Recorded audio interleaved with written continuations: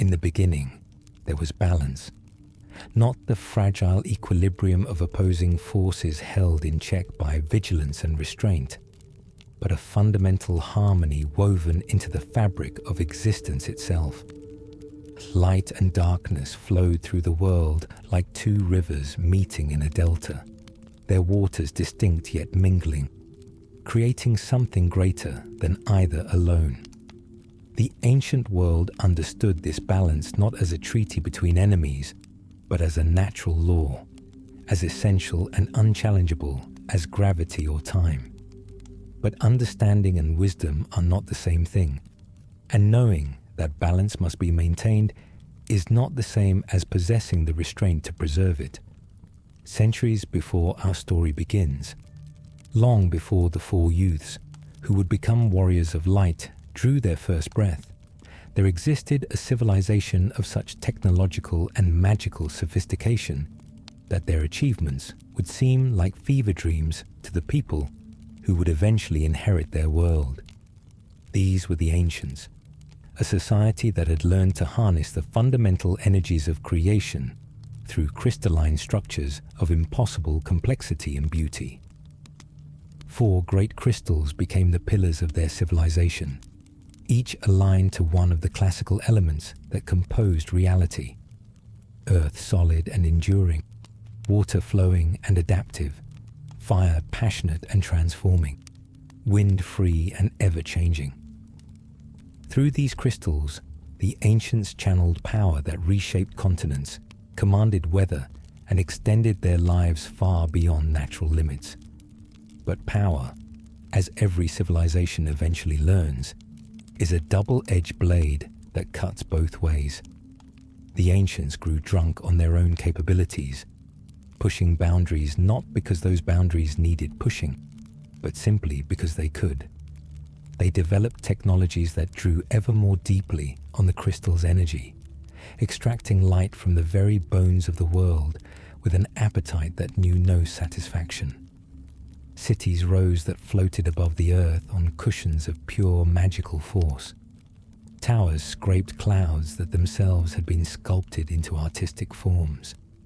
Gardens bloomed with flowers that existed in colors the human eye was never meant to perceive, their petals shimmering with hues that existed between and beyond the normal spectrum. The ancients had created paradise, or so they believed. What they had actually created was an imbalance so profound that existence itself began to rebel against the weight they had placed upon it. Light flooded the world, not the gentle illumination of sun and stars, but a blinding radiance that scorched everything it touched. The excess of light began to consume the darkness that gave it definition, that provided contrast and rest. Without darkness, light became meaningless, a blank page with no words, a canvas painted entirely white. The natural order began to collapse as one half of the fundamental duality grew so bloated that it threatened to crush its opposite entirely. And when light and darkness collided in this catastrophic imbalance, when they touched without the buffer of equilibrium between them, they began to annihilate each other. The energy released by this mutual destruction did not dissipate harmlessly, but rather opened doorways to something older and more terrible than either light or darkness, something that had existed before existence itself: the void. Not emptiness in the conventional sense, not mere absence, but a state of unbeing that preceded creation.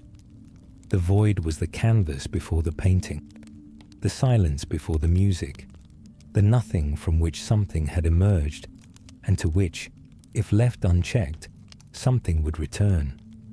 As light and darkness destroyed each other in cascades of mutual annihilation, the void began to seep into reality like water through cracks in a dam. And with the void came its manifestation, its avatar, its physical expression in a form that mortal minds could barely comprehend. The cloud of darkness emerged from the widening tears in reality's fabric, a being that wore femininity like a costume while possessing no true gender, referring to itself in plural pronouns because it was not one entity, but a convergence of forces given temporary coherence. It appeared as a woman shaped from shadow and absence, skin the color of tainted jade, tentacles writhing around its torso like the limbs of some deep-sea creature dragged into air. The cloud of darkness was not evil in any moral sense, for morality requires consciousness and choice. It was more fundamental than that, more inevitable. It was the consequence of breaking balance, the price paid for pushing too hard in one direction, without considering what would push back. The ancients, realizing too late what their hubris had summoned, understood that conventional weapons would prove useless against an entity that existed partially outside normal space and time. One cannot stab absence with a sword or burn void with fire. They needed something else, someone else, warriors who could operate from a different position within the cosmic balance they had so thoroughly disrupted. And so the four crystals, acting with what remained of their coherence before the spreading void consumed them entirely, reached out across the world and chose 4 souls. 4 warriors of darkness were selected not for their strength or skill or purity of heart, but for their position within the pattern. Where the ancients had pulled too much light into the world, these warriors carried darkness within them. Not the darkness of evil, but the darkness of necessary shadow, of rest and restoration, of the cool night that follows the burning day. They were granted power drawn from the dark crystals, counterparts to the light crystals that the ancients had exploited, crystals that had remained hidden and untapped because the civilization of light had seen no value in harnessing darkness. These warriors wore armor that seemed carved from obsidian and beetle shell, their forms encased in carapaces that suggested insect anatomy without quite crossing into the inhuman. The battle that followed was not recorded in any text that survived the cataclysm, but its effects echoed through the centuries that followed. The warriors of darkness confronted the cloud of darkness in a place between places, a realm that existed at the intersection of light and dark, being and void. They could not destroy it, for the cloud was not truly alive, and thus could not truly die. Instead, they weakened it, drove it back, sealed it away in the spaces between reality, where it would sleep and recover its strength, waiting for the next time balance was broken sufficiently for it to return. The effort cost them everything. One by one, the warriors of darkness sacrificed their lives, pouring their essence into the seal that bound the cloud, knowing that their deaths would be forgotten, that history would remember only the catastrophe and not those who prevented it from becoming extinction. The ancient civilization did not survive its brush with apocalypse. The flood of light, as it came to be known, had already done too much damage by the time the cloud of darkness was sealed. Cities fell from the sky as the magic sustaining them failed. Towers collapsed into rubble. Gardens withered as their unnatural flowers discovered they could not survive without the constant influx of stolen light. The population, once numbering in the millions, dwindled to scattered thousands as starvation and chaos claimed those who had grown too dependent on magical convenience to remember practical survival skills. The 4 crystals of light, drained nearly to extinction by the effort of choosing and empowering the warriors of darkness, retreated into the earth, burying themselves deep where desperate survivors could not reach them to repeat the mistakes that had nearly ended the world. A section of the continent, however, did not fall when the cities collapsed. Through mechanisms that were never fully understood, possibly as a final gift from the dying civilization, or perhaps simply as a random fluctuation in failing magic, A massive chunk of land approximately 500 square miles in size was ripped from the planet's surface and lifted into the sky. This floating continent hung suspended thousands of feet above the world below, an island of earth and stone and forests hovering in defiance of natural law. Whether this was intentional or accidental, a sanctuary or a prison, became irrelevant. The survivors who found themselves on this floating landmass were cut off from the surface world as completely as if they had been transported to another planet entirely. Centuries passed. The trauma of the flood of light faded from lived memory into legend, from legend into myth, from myth into stories told to children that no one quite believed anymore. The floating continent developed its own culture, its own communities, isolated from whatever might be occurring in the world below. They could see the surface when clouds permitted, could observe the movements of weather systems and the changing of seasons, but reaching it seemed impossible. The magic that held their landmass aloft also created violent atmospheric phenomena around its edges, wind currents and energy fields that would tear apart any vessel foolish enough to attempt descent. And so, the people of the floating continent built their lives in ignorance of their origins, constructing villages and towns, planting crops, raising families, creating a society that had no idea it lived on the remnant of catastrophe. Among the communities that grew on the floating continent was the village of a small settlement notable primarily for its unremarkability. Housed perhaps 200 souls, modest homes constructed from timber and stone, fields where grain grew in neat rows, a central square where merchants set up temporary stalls on market days. At the edge of territory, accessible by a winding path that climbed through increasingly rocky terrain, stood Altar Cave. The cave had always been there, as far as anyone could remember, but it had never been particularly interesting. Children sometimes dared each other to venture a short distance into its entrance, and travelers occasionally took shelter from storms in its outer chambers, but no one had reason to explore its deeper passages until the earthquake. The tremor struck on a morning when the sky was clear and the weather perfect, which somehow made it more unsettling. The ground lurched and rolled like the deck of a ship in rough seas. Buildings swayed, items fell from shelves, and people stumbled into doorways or under tables as they had been taught. The shaking lasted perhaps 30 seconds, though to those experiencing it, the time seemed both infinite and instantaneous. When it ended, the people of emerged to survey the damage, expecting collapsed walls or injured livestock. Instead, they found that Altar Cave had changed. The earthquake had opened new passages, revealed chambers that had been sealed behind rock for longer than human memory could reach. The village elder, a kind but cautious man named Tapapa, declared the cave off-limits until its stability could be assessed. Children, of course, possess a talent for interpreting adult commands in ways that serve their curiosity.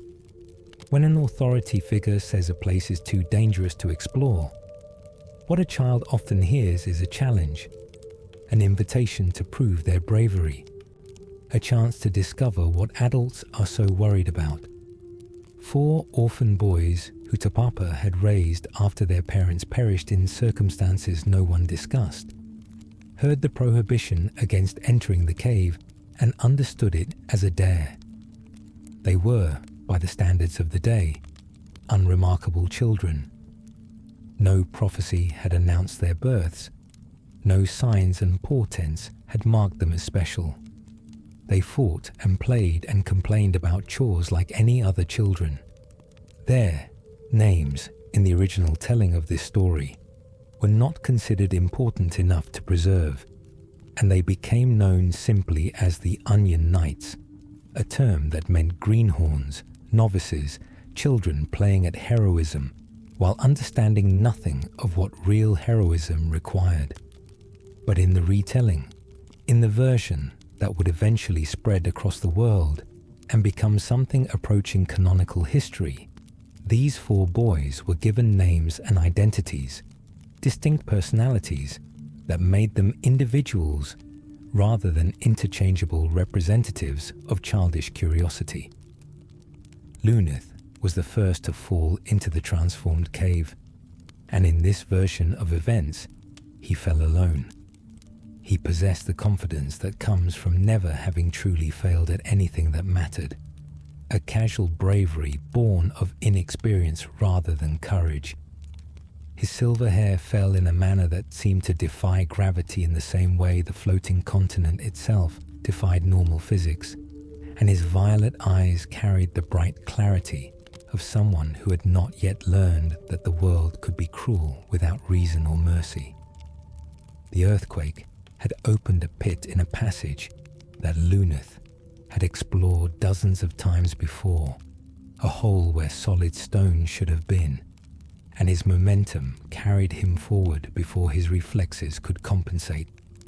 He fell through darkness that seemed to last far too long for the distance the hole appeared to cover, landing in water cold enough to steal his breath and deep enough that his feet found no bottom. Gasping and disoriented, Luneth swam toward the faint luminescence that suggested a shore, dragging himself onto stone that felt unnaturally smooth, as if carved or shaped rather than naturally formed. As his eyes adjusted to the dim light, he realized he was not in a cave at all, not in any normal sense. He stood in a chamber of such precise geometry that it could only have been constructed, walls meeting ceiling meeting floor at angles that were mathematically perfect, surfaces covered in symbols that might have been writing in a language no living person could read. And in the center of the chamber, suspended in what appeared to be empty air, but what Luneth's instincts insisted was something more solid than vacuum, hovered a crystal the color of wind seen through closed eyes. It was roughly the size of a human torso, faceted in ways that seemed to change depending on the angle of observation, and it glowed with an inner radiance that pulsed like a heartbeat or the rhythm of breathing. Luneth approached it cautiously, extending one hand toward its surface, and when his fingers made contact, the world exploded into light, an understanding that his mind was not equipped to process. The wind crystal spoke, though spoke was inadequate to describe the transfer of information and imperative that flooded Luneth's consciousness. It showed him visions of a world drowning in darkness, of light strangled and extinguished, of the balance that sustained existence tipping toward an abyss from which there could be no return. It showed him 3 others, faces he did not recognize, but would come to know with an intimacy closer than siblings, companions who would walk beside him through trials that would test everything they believed about themselves and the world. The crystal informed Luneth, in that way that bypassed language entirely to implant knowledge directly into his mind, that he had been chosen, that the other 3 had been chosen, that together they must restore the balance that ancient errors and contemporary malice were threatening to destroy completely. The crystal granted Luneth power, a fragment of its own essence that settled into his being like a seed planted in fertile soil. He felt the change immediately, a strength and capability that exceeded anything he had possessed moments before, as if muscles he had not known he possessed suddenly became available for use.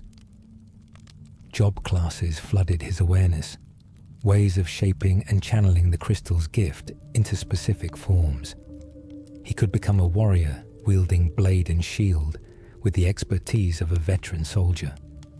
He could transform into a monk who treated his body itself as a weapon. He could study the arcane arts and command destructive magic, or learn the healing sciences and mend wounds with spells of restoration. The choices were vast and would grow vaster as more crystals were awakened, but the responsibility underlying all of them was singular and absolute. Restore balance before balance's absence allowed the void to return.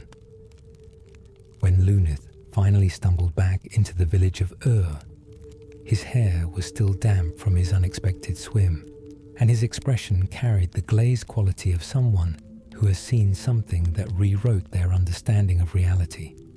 Topupper found him sitting in the village square, staring at nothing, and the elder's questions gradually drew out the story of the crystal and its message. The village buzzed with speculation and concern. Some dismissed Luneth's experience as the result of hitting his head during the fall, a hallucination brought on by injury and fear. Others remembered old stories, fragments of history preserved in oral tradition, tales of crystals that held consciousness and power, of chosen warriors who appeared when the world balanced on the edge of catastrophe. Topupper listened to all opinions before announcing his decision. Luneth would be allowed to pursue the crystal's mandate, but he would not go alone. Ark was Luneth's closest friend, a relationship born from living under the same roof and sharing the trials and small triumphs of childhood. Where Luneth was confident to the point of recklessness, Ark approached the world with caution, born from a sensitive awareness of how easily things could go wrong. He preferred the safety of books to the uncertainty of adventure, found more joy in learning than in physical contests, and had endured more than his share of teasing from other children who mistook his thoughtfulness for cowardice. When Luneth appeared the morning after his crystal encounter and announced that Ark would be accompanying him on a journey to find 2 other chosen warriors, Ark's initial response was a firm and unequivocal refusal. He had no interest in prophecies or adventures or any of the other nonsense that got people killed in the stories he read. But that refusal, as Ark himself understood even as he voiced it, was not his final answer. Deep beneath his fear and reluctance lived a desperate wish to prove that he was not the weak, frightened child that others saw when they looked at him. He wanted to matter, to be brave, to show that a person could contribute value through intellect and planning rather than pure physical prowess. When some of the village boys mocked him the next day, suggesting he was too scared to travel with Luneth, Ark felt something inside him solidify from uncertainty into determination. He caught up with Luneth on the road leading away from and announced, with more conviction than he felt, that he was coming along.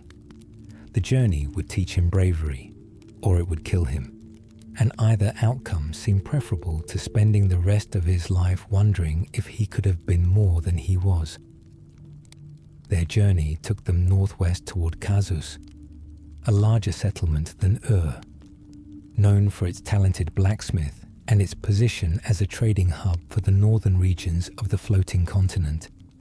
Sid, an eccentric but brilliant engineer from a distant town called Canaan, had an airship docked outside Kazus, or so travelers had reported. If the crystal's mandate involved traveling to find 2 other chosen warriors, an airship seemed like a practical necessity. But when Luneth and Ark crested the hill that gave them their first view of Kazus, they stopped in confusion and growing horror. Something was terribly wrong. The town below them shimmered with an unnatural quality, as if they were seeing it through a heat haze despite the cool morning air. As they approached the gates, they realized with creeping dread that they could see through the buildings, through the people, as if everything in Kazus had been reduced to translucent sketches of themselves. The citizens of Kazus had been transformed into ghosts, their physical form stripped away, leaving only spectral impressions that floated through streets without quite touching the ground.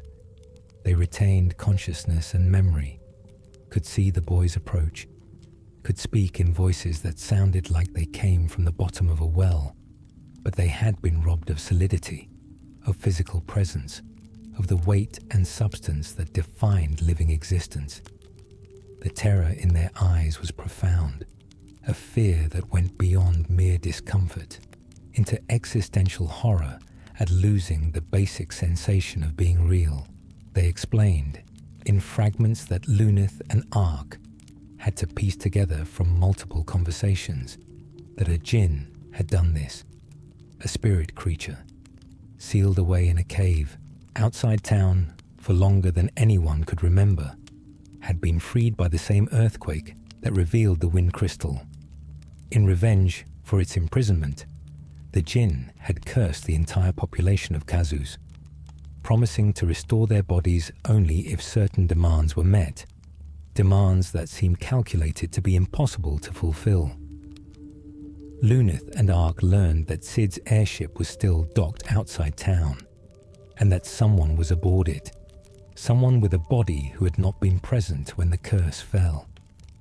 They climbed the boarding ramp of the Enterprise, a vessel that combined elegance and functionality in ways that spoke to its creator's genius. The ship was a marvel of design, sleek hull fitted with complex machinery, stabilizing fins decorated with artful engravings, an engine that hummed with barely contained power. On the deck, looking both annoyed and frightened, stood a young woman with orange hair and green eyes, dressed in practical clothing suited for physical labor. Refia was the adopted daughter of Taka, Kazus's renowned mithril smith, and she was absolutely, categorically, unequivocally not interested in learning her father's trade. She had run away from home again, her most recent, in a series of escapes that always ended with her being found and dragged back, and this time she had taken refuge on Sid's airship, where she had hoped to hide until her father's anger cooled. Instead, she had found herself trapped aboard the vessel when the curse fell, unable to return to town without facing the horror of seeing her father reduced to an incorporeal shadow of himself. The guilt was crushing her, the knowledge that her rebellion had placed her outside the curse's radius while everyone she knew suffered. But returning to face her father in his current state felt impossible. Admitting her latest escape and seeing his disappointment written on a face that was no longer fully there.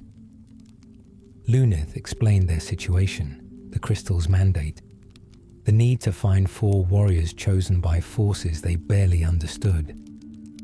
Refia listened with skepticism born from a pragmatic mind that preferred concrete problems to mystical prophecies. But the mention of reversing the curse caught her attention.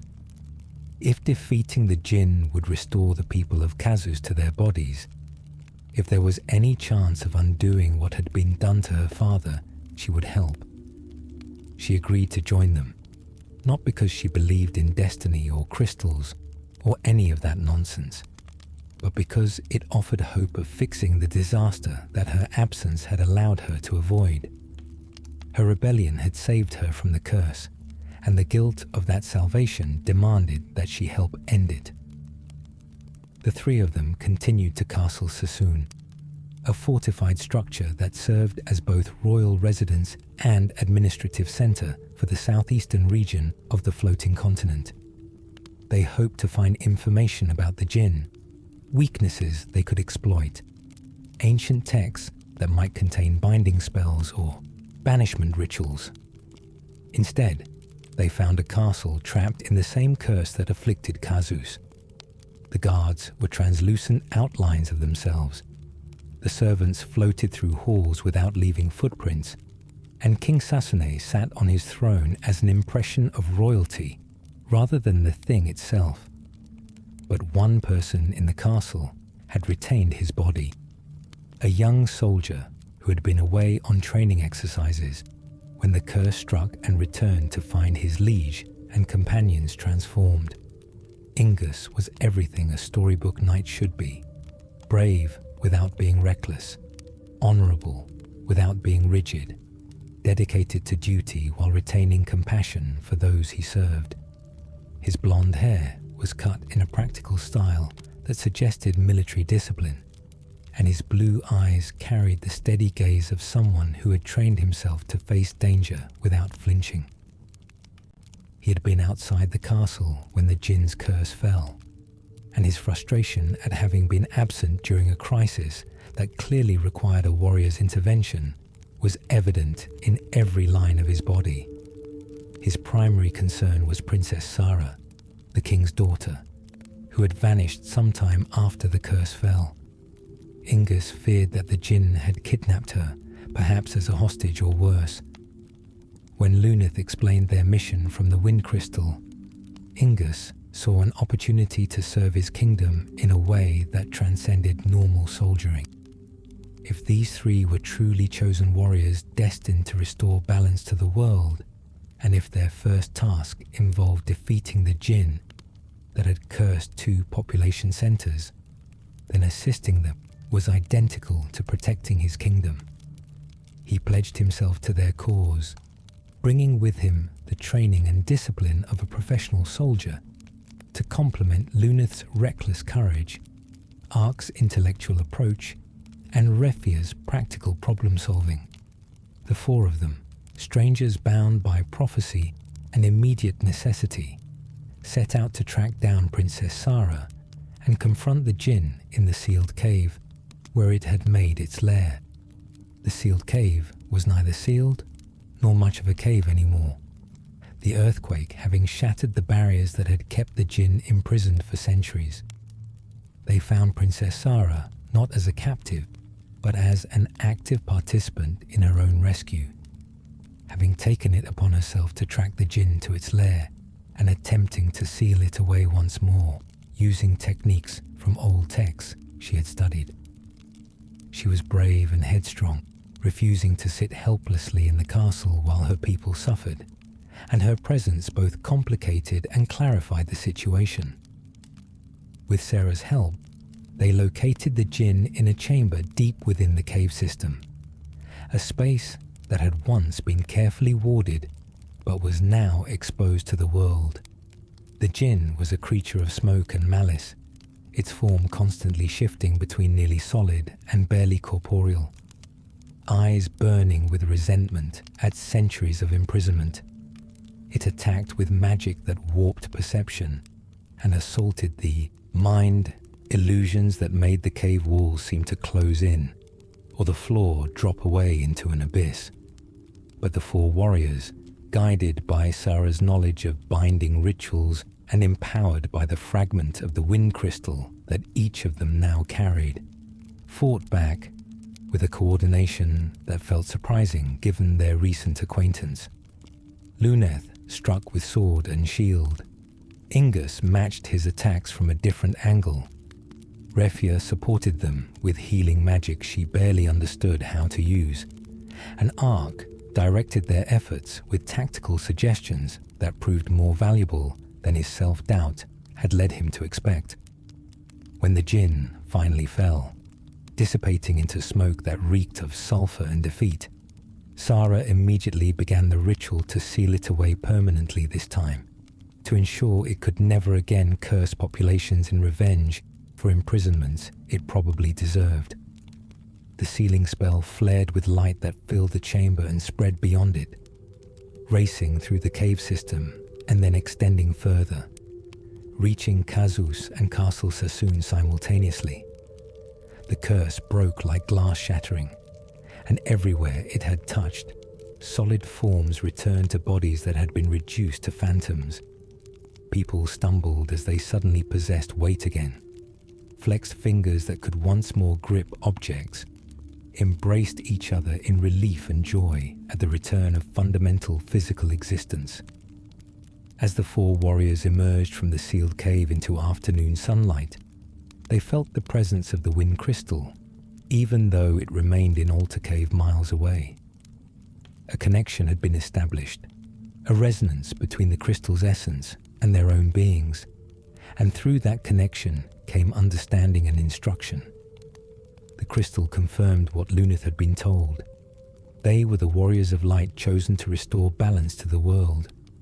More crystals awaited their awakening, each holding power and bestowing new capabilities, new ways of channeling the fundamental forces of reality into shapes that could oppose the darkness threatening to overwhelm everything. Their journey was just beginning, and the challenges ahead would test them in ways that defeating a single angry djinn could not prepare them for. The Wind Crystal granted them their first true job classes beyond the freelancer abilities that any person could develop through training and practice. The warrior's path taught them to channel power through weapons and armor, to become living bastions of physical might. The monk showed them how to transform their bodies into weapons, how to strike with force that exceeded mere muscle. The white mage opened pathways to healing magic and protective spells, drawing on light to mend wounds and shield against harm. The black mage revealed destructive magics, fires that ignored water, ice that cracked stone, lightning that sought targets with uncanny precision. The red mage offered versatility, the ability to balance between physical and magical approaches, to adapt to whatever situations demanded. And the thief, most surprisingly, granted skills of stealth and acquisition, the ability to move unseen and to liberate objects from those who possess them. Skills that prophecy apparently deemed necessary for saving the world. Their next task was practical rather than mystical. They needed transportation. The Enterprise remained docked outside Kazus, but Sid had returned to his home in Canaan and taken the keys with him, a reasonable security precaution that now presented an obstacle. The journey to Canaan revealed the scale of what lay ahead.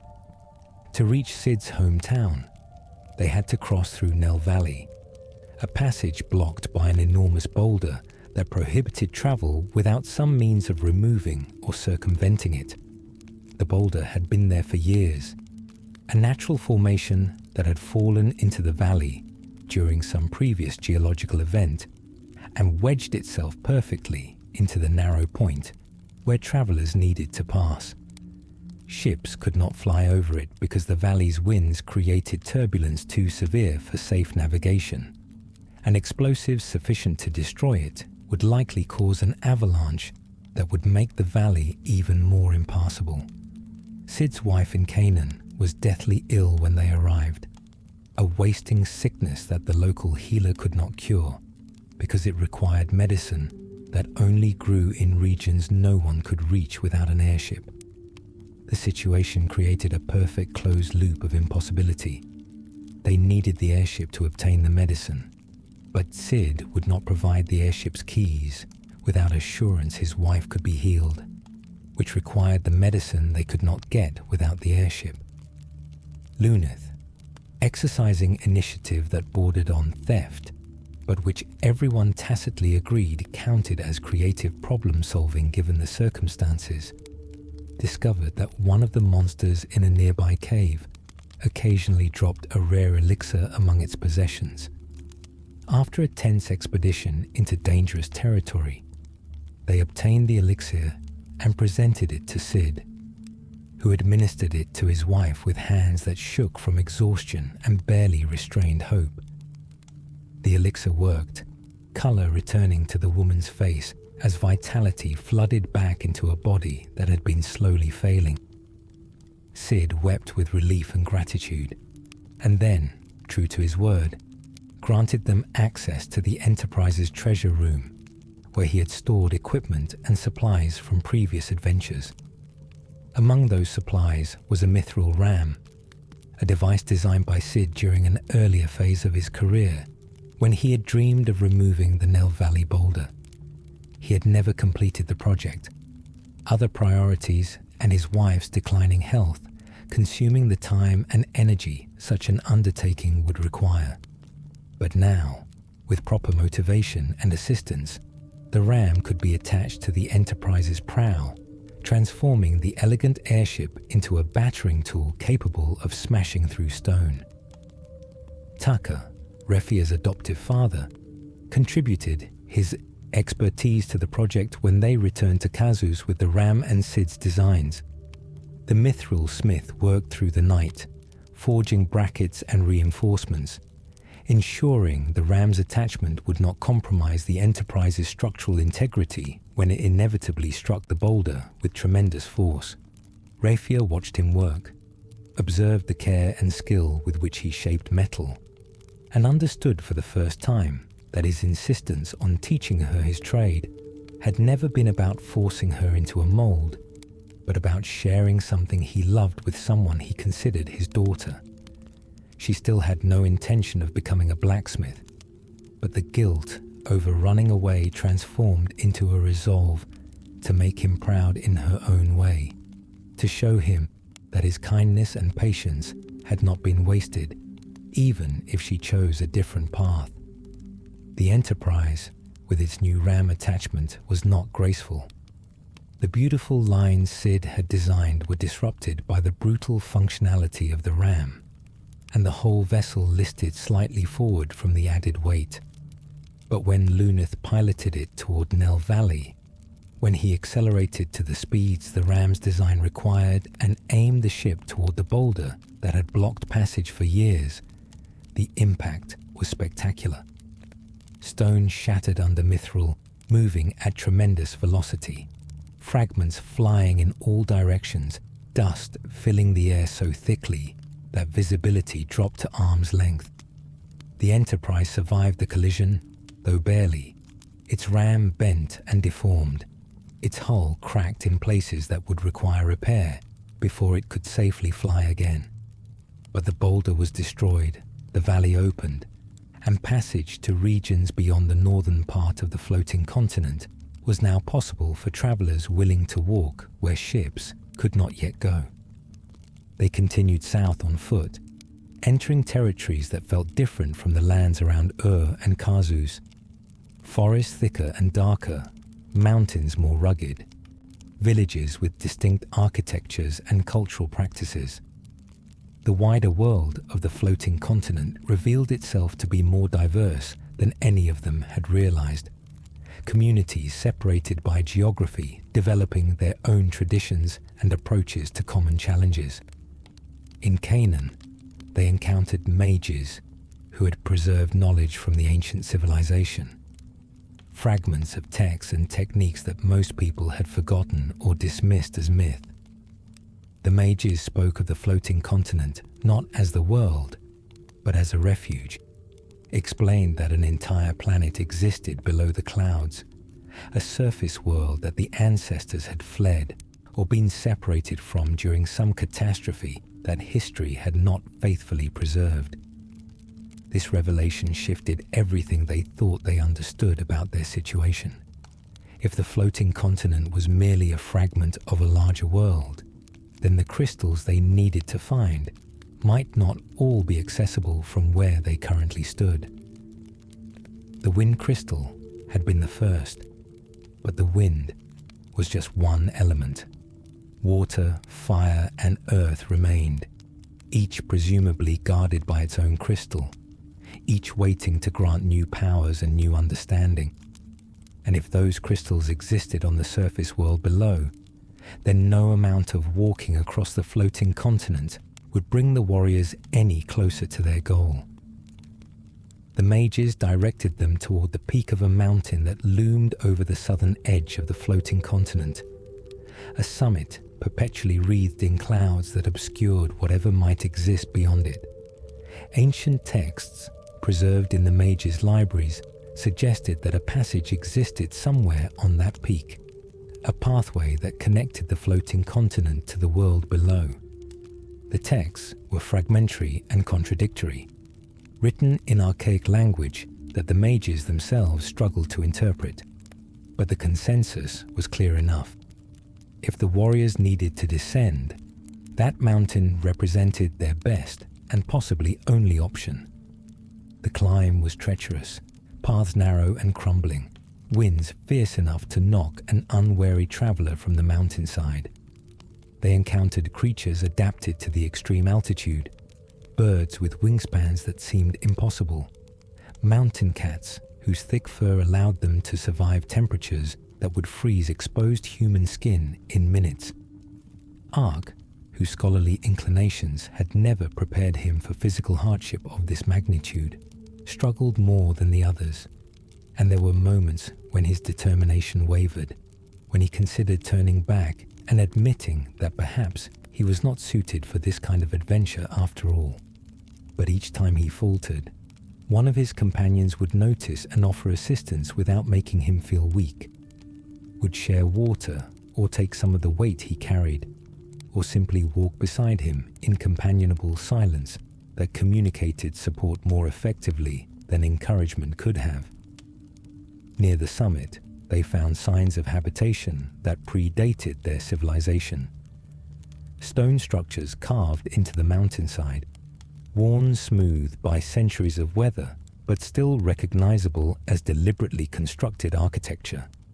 Chambers that might have been living quarters or storage rooms or temples devoted to purposes they could not decipher. And in the largest of these chambers, they discovered a young man with amnesia, dressed in clothing that suggested technological sophistication beyond anything produced on the floating continent, sitting beside equipment that hummed with barely contained power. His name, he thought, was Desh, though even that felt uncertain, a label that might belong to him or might simply be something convenient to call himself. He remembered nothing before waking in this chamber with machinery all around him, and a desperate conviction that something about the equipment was vitally important, that it required his attention and maintenance, though he could not explain why. The machinery was part of the infrastructure that sustained the floating continent itself, he believed, though again, the source of that belief eluded him. Some deep instinct insisted that if the equipment failed, if whatever energy it channeled or contained were disrupted, the entire landmass would fall from the sky like a stone. The warrior's arrival seemed to trigger something in Desh, recognition without memory, a sense that they were connected to whatever purpose had placed him in this location. He agreed to accompany them, hoping that their journey might shake loose the memories that remained frustratingly out of reach, that action might succeed where passive waiting had failed. Together, the five of them navigated the remainder of the climb to the summit, where the path ended at a sheer drop into clouds so thick they might as well have been solid walls. The ancient texts had suggested a passage, but standing at the cliff's edge revealed nothing except the certainty that stepping forward would result in a fatal fall to the surface world thousands of feet below. Desh approached the cliff edge with a confidence that seemed unearned by the evidence before him, reaching out to touch what appeared to be empty air. His hand encountered resistance, solid surface where none should exist, and as his palm made contact, light erupted along invisible seams, revealing a gateway that had been hidden through methods that transcended simple invisibility. The portal was ancient beyond measure, its construction drawing on principles that the current civilization had forgotten or never learned, and it pulsed with energy that felt simultaneously welcoming and dangerous, an invitation that carried no guarantee of safe passage. They stepped through together, Luneth first out of habit of leading, the others following in quick succession before doubt could stop them, and the transition was nothing like walking through a doorway. Reality twisted around them. Up became down, became sideways. Color inverted, and sound took on textures it should not possess. The passage lasted seconds or hours, time losing coherence during the crossing. And when they emerged into normal space again, they were falling. Not floating down gently on magical currents, but plummeting with the full acceleration of gravity, wind screaming past them, the ground below rushing up with fatal intent. Luneth had time to wonder if the portal had malfunctioned, if they were about to die in the stupidest way possible after surviving djinns and curses and mountain climbs, when enormous wings filled his vision. A dragon, scales gleaming like burnished copper, eyes intelligent and ancient, caught him from below with gentleness that seemed impossible for a creature so massive. Similar dragons caught his companions, 5 great worms appearing from nowhere to arrest their falls, mere moments before impact would have rendered their bodies into broken fragments. The dragons carried them not to the ground, but to a massive structure that rose from the landscape like a mountain itself, a tower of stone and magic that radiated power even from a distance. Dragon's Peak was home to the dragons who still existed in the world, sanctuary and fortress for creatures that predated human civilization by millennia. The dragons had watched the ancients rise and fall, had observed the flood of light and its aftermath, had seen the floating continent torn from the planet and lifted into the sky. They were, in many ways, the world's memory, repositories of history that would otherwise be lost. Bahamut, king of dragons, held court at the peak summit, a creature so enormous that standing in his presence felt like being a mouse before a mountain. His scales shimmered with rainbow iridescence, each one large enough to serve as a shield for a human warrior, and his eyes held knowledge accumulated over thousands of years of existence. Bahamut spoke not in words, but in concepts that pressed directly into the mind, communication that bypassed language to transfer meaning in its purest form. He explained that the floating continent's separation from the surface world had been the result of actions taken by Xander, a name that meant nothing to the warriors, but which caused Desh to flinch as if struck, some buried memory responding to stimulus he could not consciously access. Xander had been the student of a great mage named Noah, one of 3 disciples who learned the deepest secrets of ancient magic. When Noah sensed his death approaching, he divided his power among his 3 students, granting immortality to the first, a profound understanding of dream and imagination to the second, and to the third, to Xander, the gift of mortality itself. This seemed like cruelty, giving 2 students eternal life while condemning the third to eventual death. But Noah's reasoning had been sophisticated and compassionate.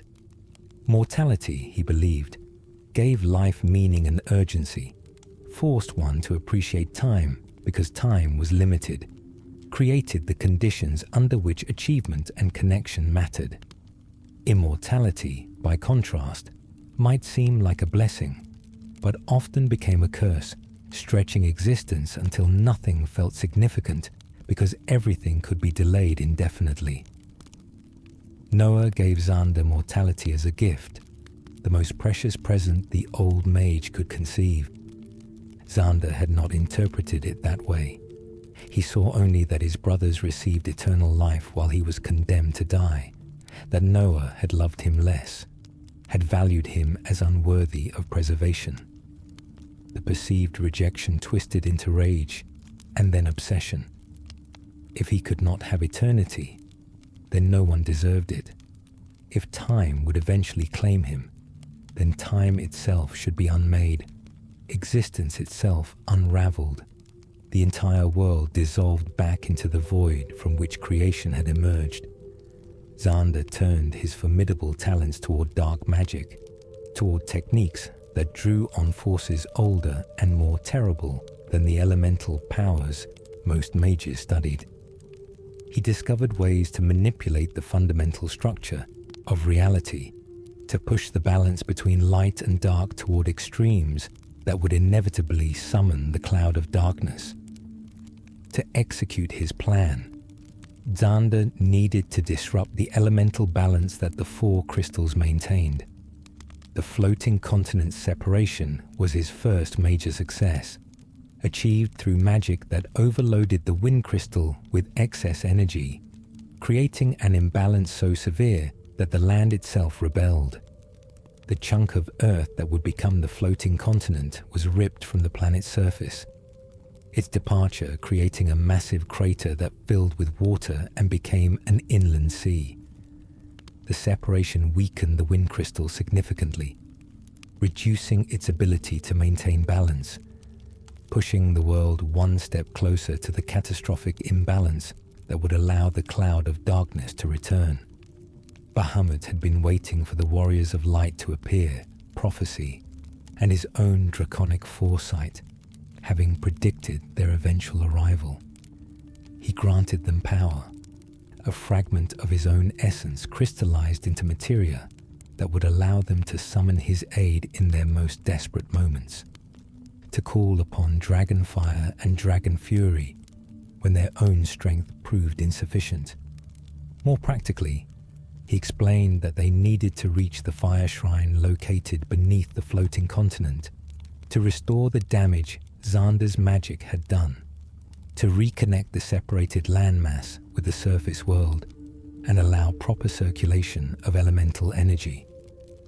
Only then could they begin the work of restoring true balance and preventing the catastrophe that Xander's machinations were engineering. The path to the fire shrine took them through territories that felt alien after the familiar landscapes of the floating continent.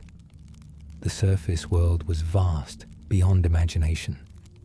Continents and oceans and mountain ranges that made the floating landmass seem tiny by comparison. Civilizations existed down here that had never known about the world above the clouds, people who lived entire lives without any awareness that a chunk of their planet floated in the sky. The warriors moved through this strange landscape with the disorientation of travelers who thought they understood the scale of their world and discovered it was merely a neighborhood in a much larger city. The fire shrine was a temple built directly over a volcanic vent, architecture designed to withstand temperatures that would melt normal stone, channels carved to direct lava flows away from critical chambers. Heat radiated from every surface, the air itself seeming to shimmer with thermal distortion. Creatures adapted to extreme temperature inhabited the shrine. Salamanders the size of horses whose bodies wept flames, imps that capered through pools of molten rock, elementals of pure fire given temporary physical form. The warriors pushed deeper into the shrine, their clothing soaked with sweat, skin reddening despite protective magic, every breath feeling like it singed their lungs. In the shrine's heart, where heat became almost unbearable, they found the mechanism that Xand had corrupted. A massive crystalline structure, part of the wind crystal's network, had been infected with dark magic that pulsed like an infection. Black tendrils wrapped around surfaces that should have been clear and pure. Desh approached the mechanism with certainty that came from somewhere beyond conscious thought, his hands moving across controls he should not have understood, making adjustments that his amnesia should have prevented him from knowing. And with each adjustment, with each correction to the corrupted system, his memories returned in fragmentary flashes. He was not human, not entirely. Desh was a construct, a guardian created by Noah specifically to maintain the machinery that sustained the floating continent, to serve as a living failsafe against exactly the kind of sabotage that Xander had perpetrated.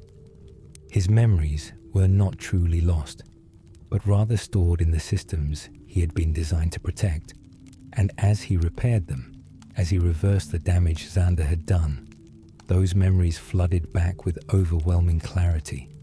He understood what needed to be done, understood that correcting the imbalance would reconnect the floating continent to the surface world, restore the proper flow of elemental energy, and begin the process of healing what Xander had broken. He also understood that someone needed to remain behind to manually stabilize the mechanism during the transition, to ensure the process completed properly without catastrophic failure.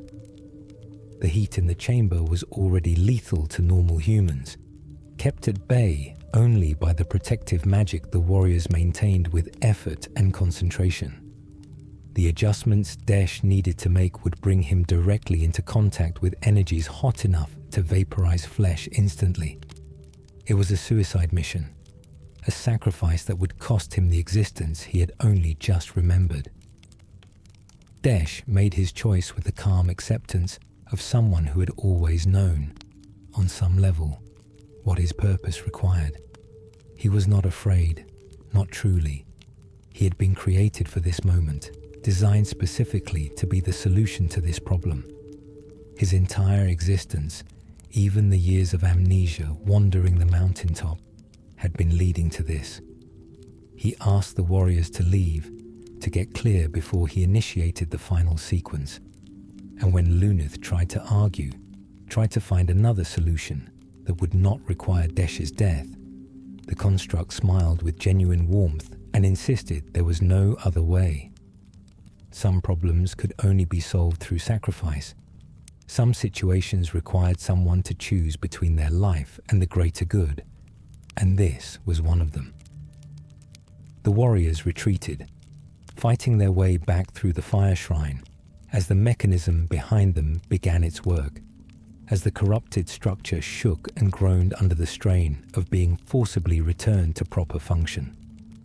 They emerged into open air just as the floating continent shuddered in the sky above them, the entire landmass lurching downward in a descent that looked catastrophic, but was actually controlled, guided by the mechanisms Desh operated with his final actions. The continent fell slowly, magnificently, a mountain descending from the heavens to reunite with the planet from which it had been torn.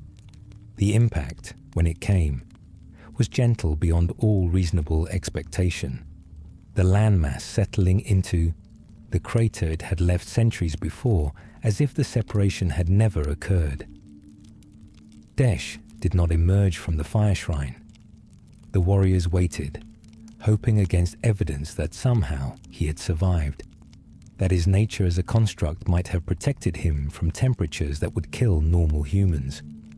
But the shrine's entrance eventually collapsed, superheated stone giving way under stresses it was never designed to endure, and they understood that he was gone, that his sacrifice had succeeded at the cost of the only life he had known. They mourned him as they would mourn any fallen companion, the brief time together not diminishing the significance of his loss, and they carried his memory forward as they continued the journey he had helped make possible.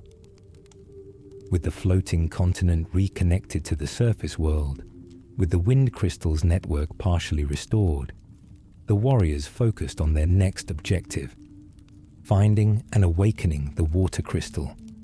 The Gulgans, a race of blind seers who dwelt in caves away from human settlements, provided cryptic guidance. These humans, sightless from birth, had developed perception that went beyond normal vision, seeing futures that might be rather than certainties that would be. They lived in Gulgan Gulch, a cave system where they maintained their community and practiced their prophetic arts. The Gulgans spoke in riddles and prophecy, their words requiring interpretation rather than offering clear direction. The Gulgans spoke of water flowing endlessly, of a maiden who sang to the waves, of sacrifice that opened paths previously sealed.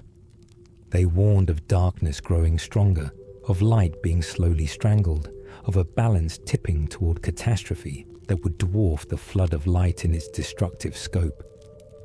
The warriors thanked the Gulgans for their wisdom, left offerings of fruit and crafted items that the seers seemed to value, and departed with more questions than answers, but at least a general direction to follow. They traveled to the water priestess's village, a community built along a river delta where fresh water met the sea, their homes constructed on stilts that elevated living spaces above the seasonal flooding that enriched the soil.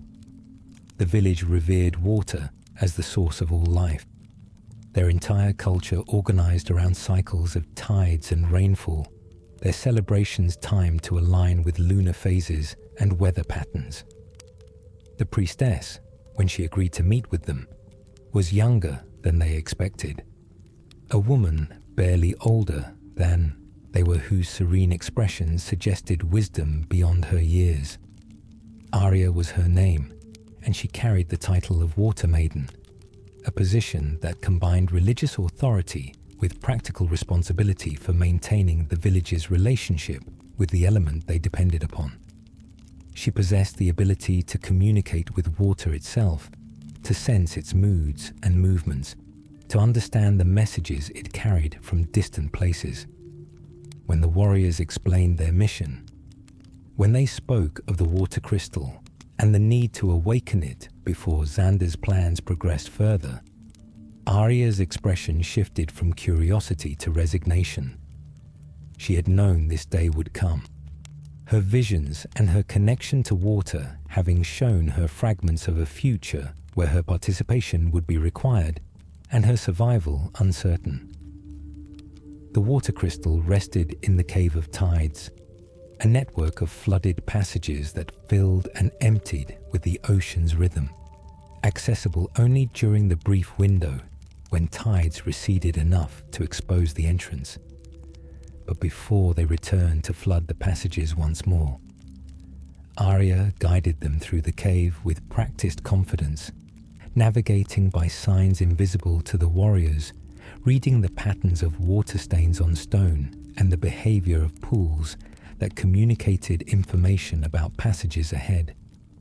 The cave was beautiful in an alien way, walls covered in bioluminescent organisms that painted everything in shades of blue and green, chambers where stalagmites and stalactites met to form columns that resembled cathedral pillars. They found the water crystal in a grotto where the ceiling opened to the sky, allowing moonlight to illuminate the chamber in silver radiance. The crystal was larger than the wind crystal, its blue-green surface rippling as if liquid despite being solid stone, and it pulsed with a rhythm that matched the ocean's waves. Arya approached it first, placing her hands on its surface, and the crystal responded to her touch with light that spread through the water pooling at its base, creating patterns of illumination that danced across the cave walls. The crystal recognized her as its guardian, the one who had been keeping watch even without fully understanding what she protected, and it granted her the honor of awakening it fully. But as the water crystal's light grew brighter, as its power began to flow outward to restore balance and grant new job classes to the warriors, something vast and terrible stirred in the ocean beyond the cave. Kraken, one of the 4 elemental fiends that Xander had placed to guard the crystals and prevent anyone from restoring balance, sensed the water crystal's awakening and moved to stop it. The creature was enormous beyond the warrior's ability to comprehend, a cephalopod whose tentacles could wrap around ships and drag them to the depths, whose intelligence exceeded many humans despite its monstrous form, whose power drew directly from the imbalanced elemental forces that Xander had been carefully cultivating. The battle that followed was desperate and chaotic. Kraken attacked not with the mindless fury of a beast, but with tactical precision, using the flooded passages to its advantage, striking from multiple angles simultaneously with tentacles that moved independently of each other. The warriors found themselves fighting an enemy that was everywhere and nowhere, that could retreat into water too deep to follow and return from unexpected directions. Their attacks seemed to cause minimal damage, wounds closing almost as quickly as they were inflicted, the creature's body adapting and recovering with frustrating resilience. Arya joined the battle, her connection to water allowing her to sense Kraken's movements before they occurred, to predict attacks and direct the warriors to defensive positions or vulnerable moments. She channeled the water crystal's power through herself, using magic that she had never possessed before, but which flowed as naturally as breathing. Spells that turned the flooded passages into weapons against the creature that thought it controlled them. Water that Kraken expected to serve its purposes suddenly became solid or frozen or superheated steam. The element that should have been its greatest ally transformed into the instrument of its defeat. But Kraken was not merely a guardian, but a trap. As the creature weakened, as the warriors pressed their advantage and drove it back, its thrashing grew more desperate and more destructive. Tentacles smashed against cave walls, bringing down sections of ceiling, blocking passages, threatening to collapse the entire grotto.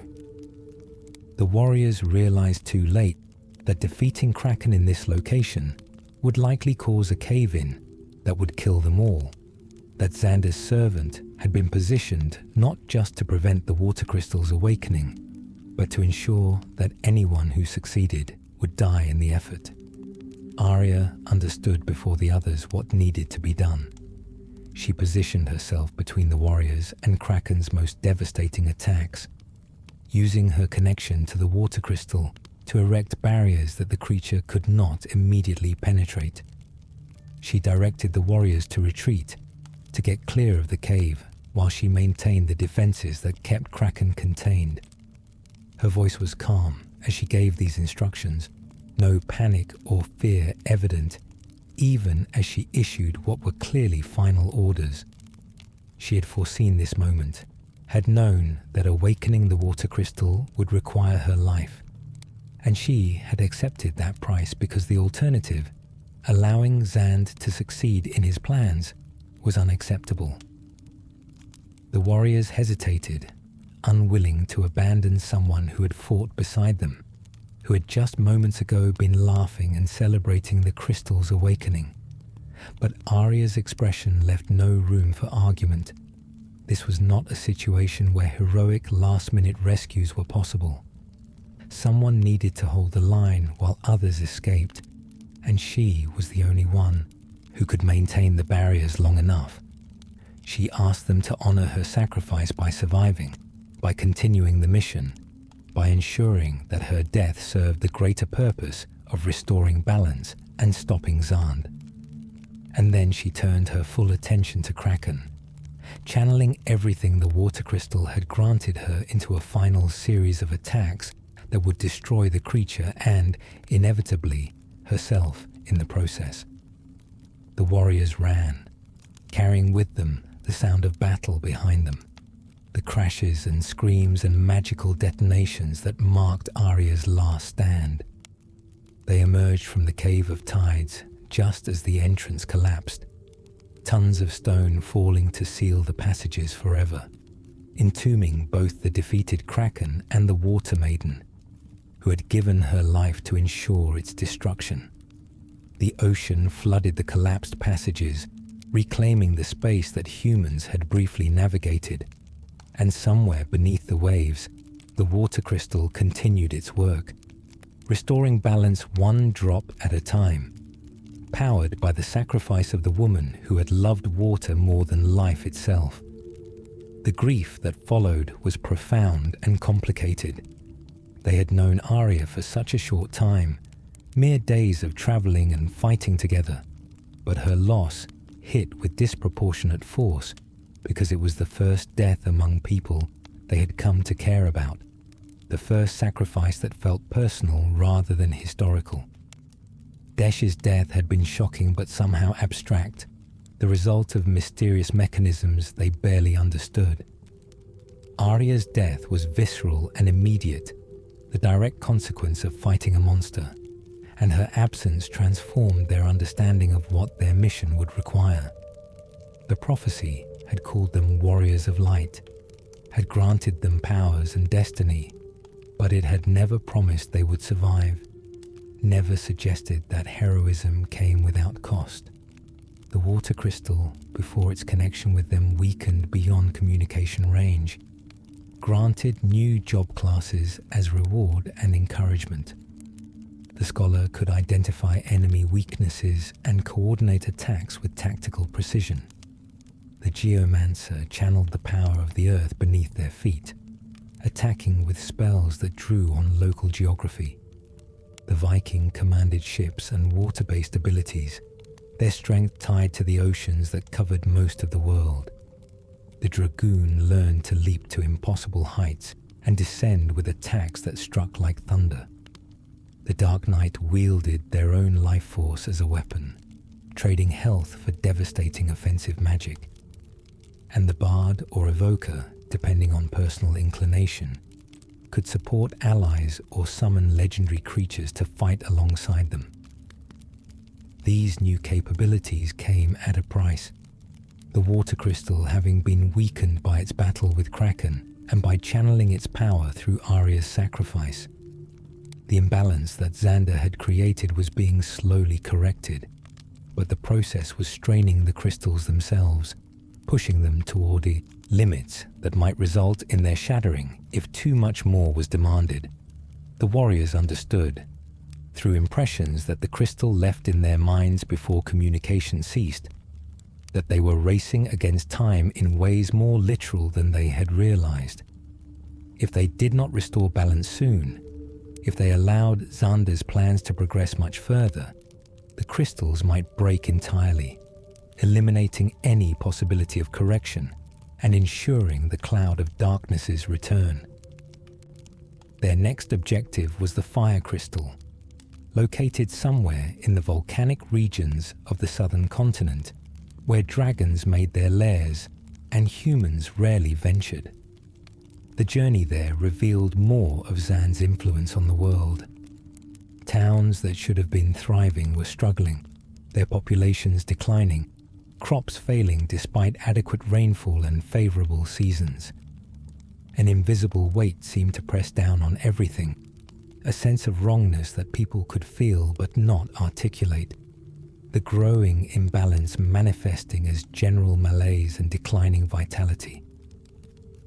People moved through their days with less energy than they once possessed. Children were born less frequently. Illnesses that previously would have passed quickly now lingered for weeks. The warriors encountered other consequences of Xander's machinations as well. Goldor, a corrupt official who had seized control of a major city-state, had aligned himself with Xander's forces in exchange for wealth and power. Goldor's tyranny was absolute, his soldiers patrolling streets and demanding bribes, his policies funneling resources to himself and his cronies, while ordinary citizens starved.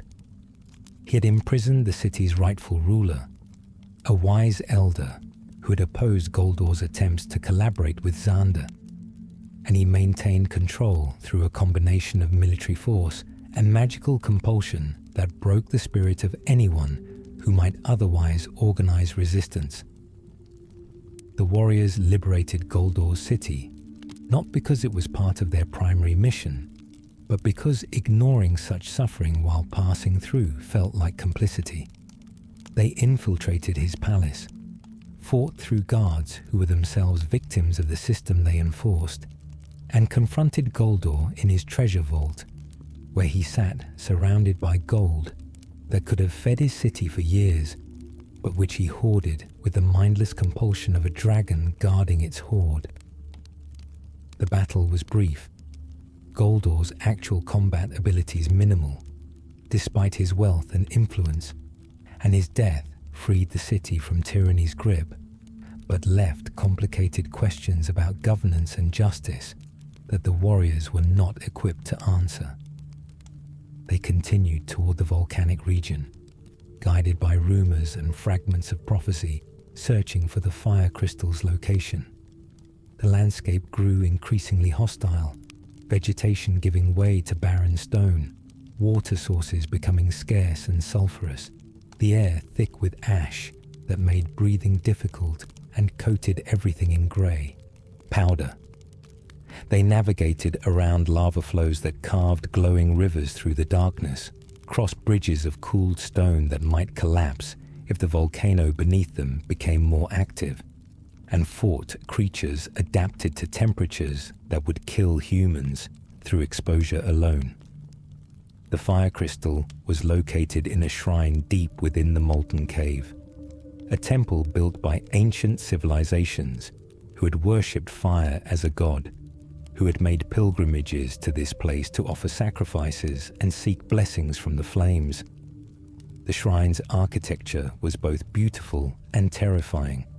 Stone carved to suggest flames frozen in mid-flicker.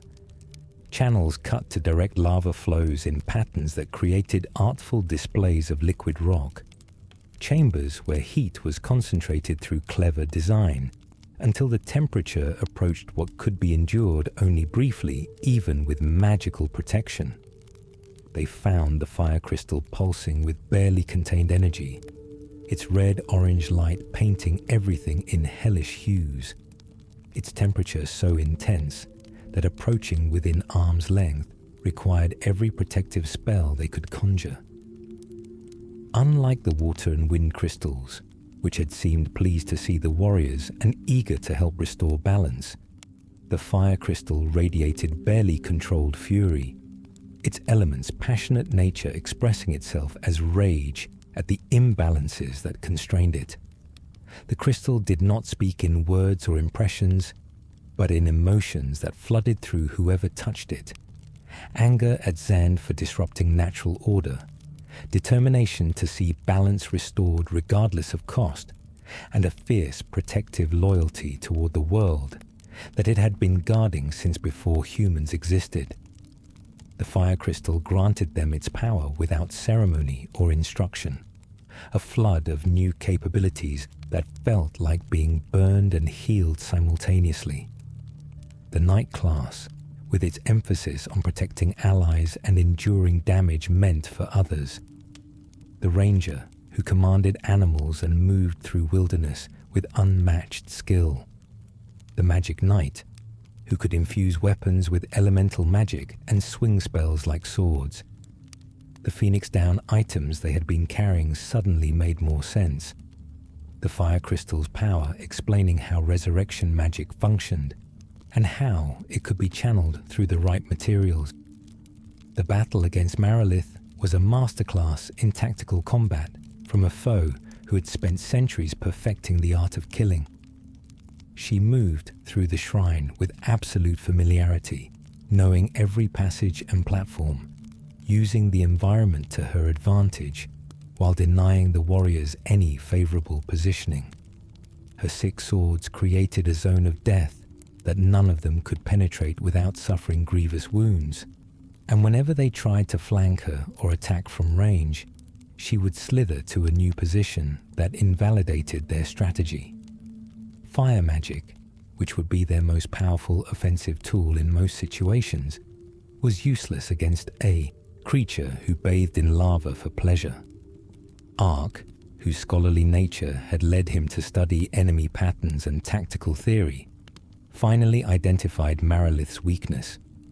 She was supremely confident, bordering on arrogant, and her overconfidence meant she did not retreat or defend as thoroughly as she should. If they could survive her initial onslaught, if they could endure the fury of her first attacks and wait for the moment when she overextended herself in certainty of victory, they could create an opening that would allow a decisive counterattack. It was a strategy that required patience and willingness to take damage, neither of which came naturally when facing an opponent as terrifying as Marilith, but it was their best and possibly only option. They implemented Ark's plan with discipline that spoke to how much they had grown since the uncertain children who had fallen into Altar Cave. They spread out to prevent Marilith from targeting multiple warriors with single attacks. They endured wounds that would have been fatal if not for healing magic applied at the last possible moment, and they waited for the opportunity that Ark had predicted would come. When Marilith finally committed to an attack sequence that left her momentarily vulnerable, when her certainty of impending victory made her sloppy, they struck together with everything they had. A coordinated assault that exploited ice magic and cold-enhanced weapons to wound a creature of fire in ways that bypassed her elemental immunity. Marilith fell not gracefully, but with rage and disbelief, her serpentine form thrashing in the lava flows that filled the shrine's channels, her 6 swords clattering across stone as her grip failed. She screamed curses at Xander for placing her in a position where defeat was possible. screamed at the warriors for having the audacity to oppose forces greater than themselves, screamed at the universe for the fundamental injustice of existence itself. And then she dissolved, her form breaking apart into flames that flickered and died, leaving behind only scorch marks and the memory of how close they had come to losing. The fire crystal pulsed with satisfaction that felt almost like approval, its rage tempered by witnessing Zan's servant destroyed, its balance partially restored through the actions of these young warriors who had proven themselves more capable than appearance suggested. 3 crystals awakened, 3 elemental fiends defeated, but the warriors understood that each victory came harder than the last, that Xander was preparing stronger defenses against their continued interference, that the final confrontations would test them in ways these battles had only hinted at. They needed to find the Earth Crystal, the 4th and final pillar of elemental balance, but its location remained mysterious. The Gulgans provided cryptic guidance about looking beneath the surface, about descending into darkness to find the foundation upon which everything rested. But translating poetry into actionable directions proved challenging. They explored caves and mines, ventured into catacombs beneath ancient cities, and systematically investigated every location that might qualify as sufficiently underground to house a crystal associated with Earth. Their search eventually led them to Saronia, a kingdom divided by civil war, where a power struggle between royal father and rebellious son had escalated into open conflict that threatened to tear the nation apart.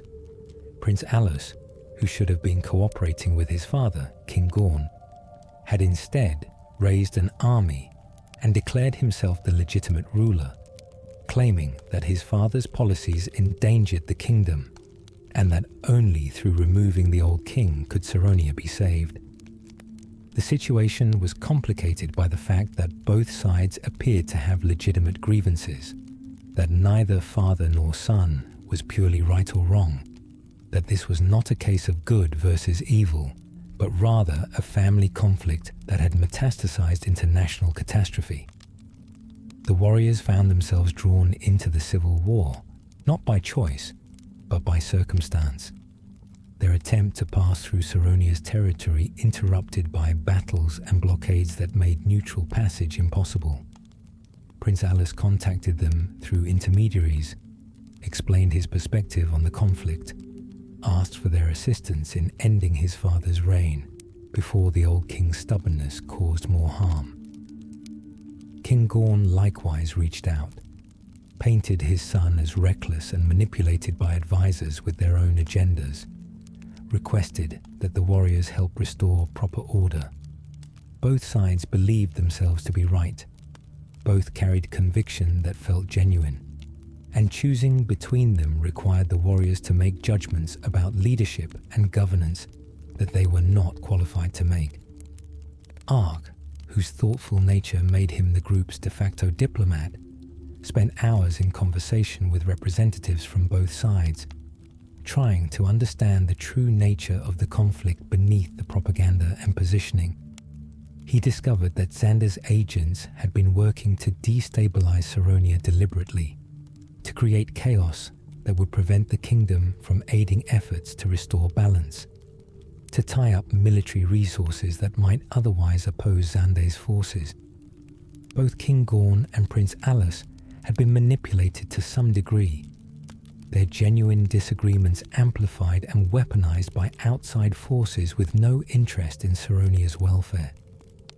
The resolution came not through military victory, but through mediation that exposed Xander's machinations to both sides. When King Gorn and Prince Alus were forced to confront evidence that they had been manipulated, when they saw how their family conflict had been deliberately inflamed to serve purposes that neither of them supported, their anger found a new target.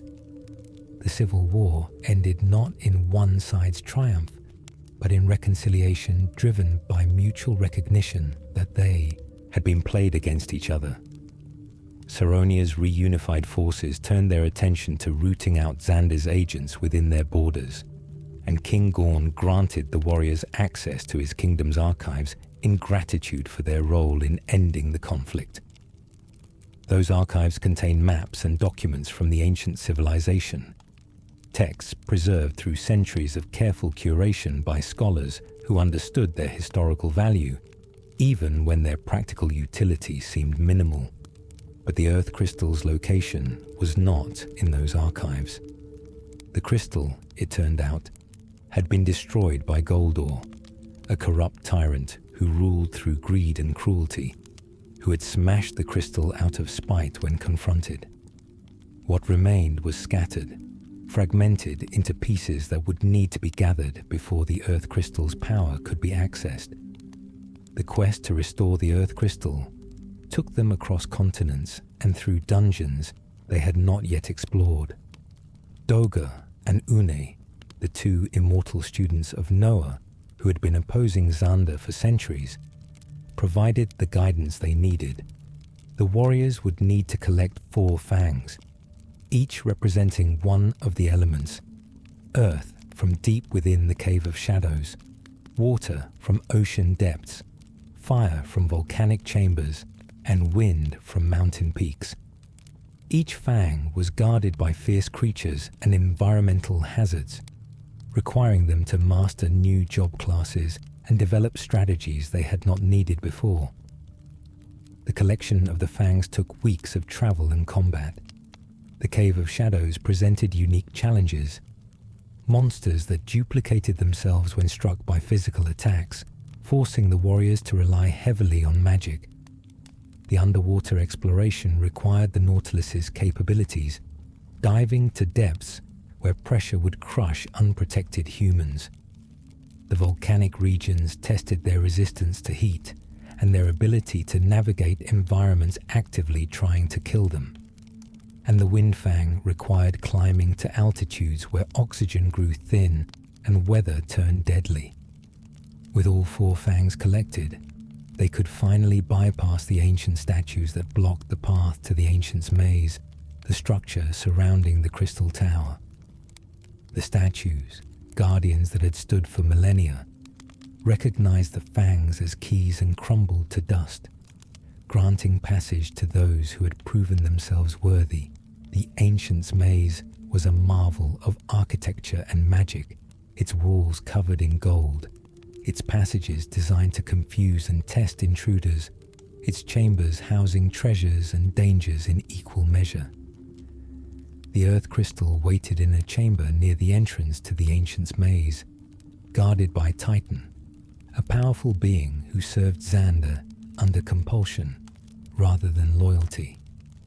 Titan was enormous and strong, his physical attacks capable of devastating damage, his mastery of earth magic allowing him to strike the entire party with earthquake spells that ignored conventional defenses. The battle tested everything the warriors had learned, requiring careful healing, strategic buffing, and coordinated attacks that exploited brief windows of vulnerability. When Titan finally fell, defeated but not destroyed, he thanked them for freeing him from Xander's control. The Earth Crystal pulsed with gratitude and power. Its brown and green surface shot through with veins of gold, its presence solid and reliable in ways the other crystals were not. Earth was patient and enduring, slow to change, but impossible to truly destroy. And the crystal embodied those qualities in ways that felt almost comforting after the volatility of fire and the passionate grief of water. The Earth Crystal granted them its final gifts: the devout who mastered white magic at levels that could resurrect the recently dead and protect against catastrophic damage, the Magus who wielded black magic with similar expertise, commanding destructive forces that could shatter stone and boil water, and the Summoner who learned to call forth powerful entities, creatures of legend and myth, who would fight alongside them for brief periods. The Sage class also became available, combining both magical disciplines into a versatile approach that could adapt to any situation, achieving mastery of both white and black magic that matched the specialists in their respective fields. She was a dragon unlike Bahamut, or the copper-scaled worms who had rescued them from their fall through the portal. A creature of 5 heads that each represented a different element, a body covered in scales that shifted color depending on which head was currently dominant. She was ancient and powerful and utterly loyal to Xander, viewing the warriors not as enemies to be respected, but as insects to be crushed for their presumption.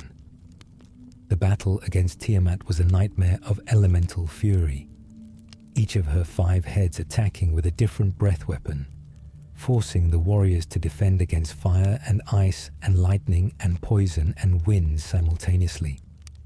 They could not focus on offense when defense required constant vigilance against attacks coming from multiple directions, could not coordinate tactics when they were busy simply surviving. The chamber, which had seemed spacious when empty, became claustrophobic as Tiamat's bulk filled it, her movements creating waves that threatened to sweep them into the water where they would drown or be crushed by pressure. Refia, whose practical nature had always served the group well, noticed something that the others missed in their focus on survival. Tiamat's 5 heads were not independent but connected, sharing a single body and presumably a single mind distributed across 5 control centers.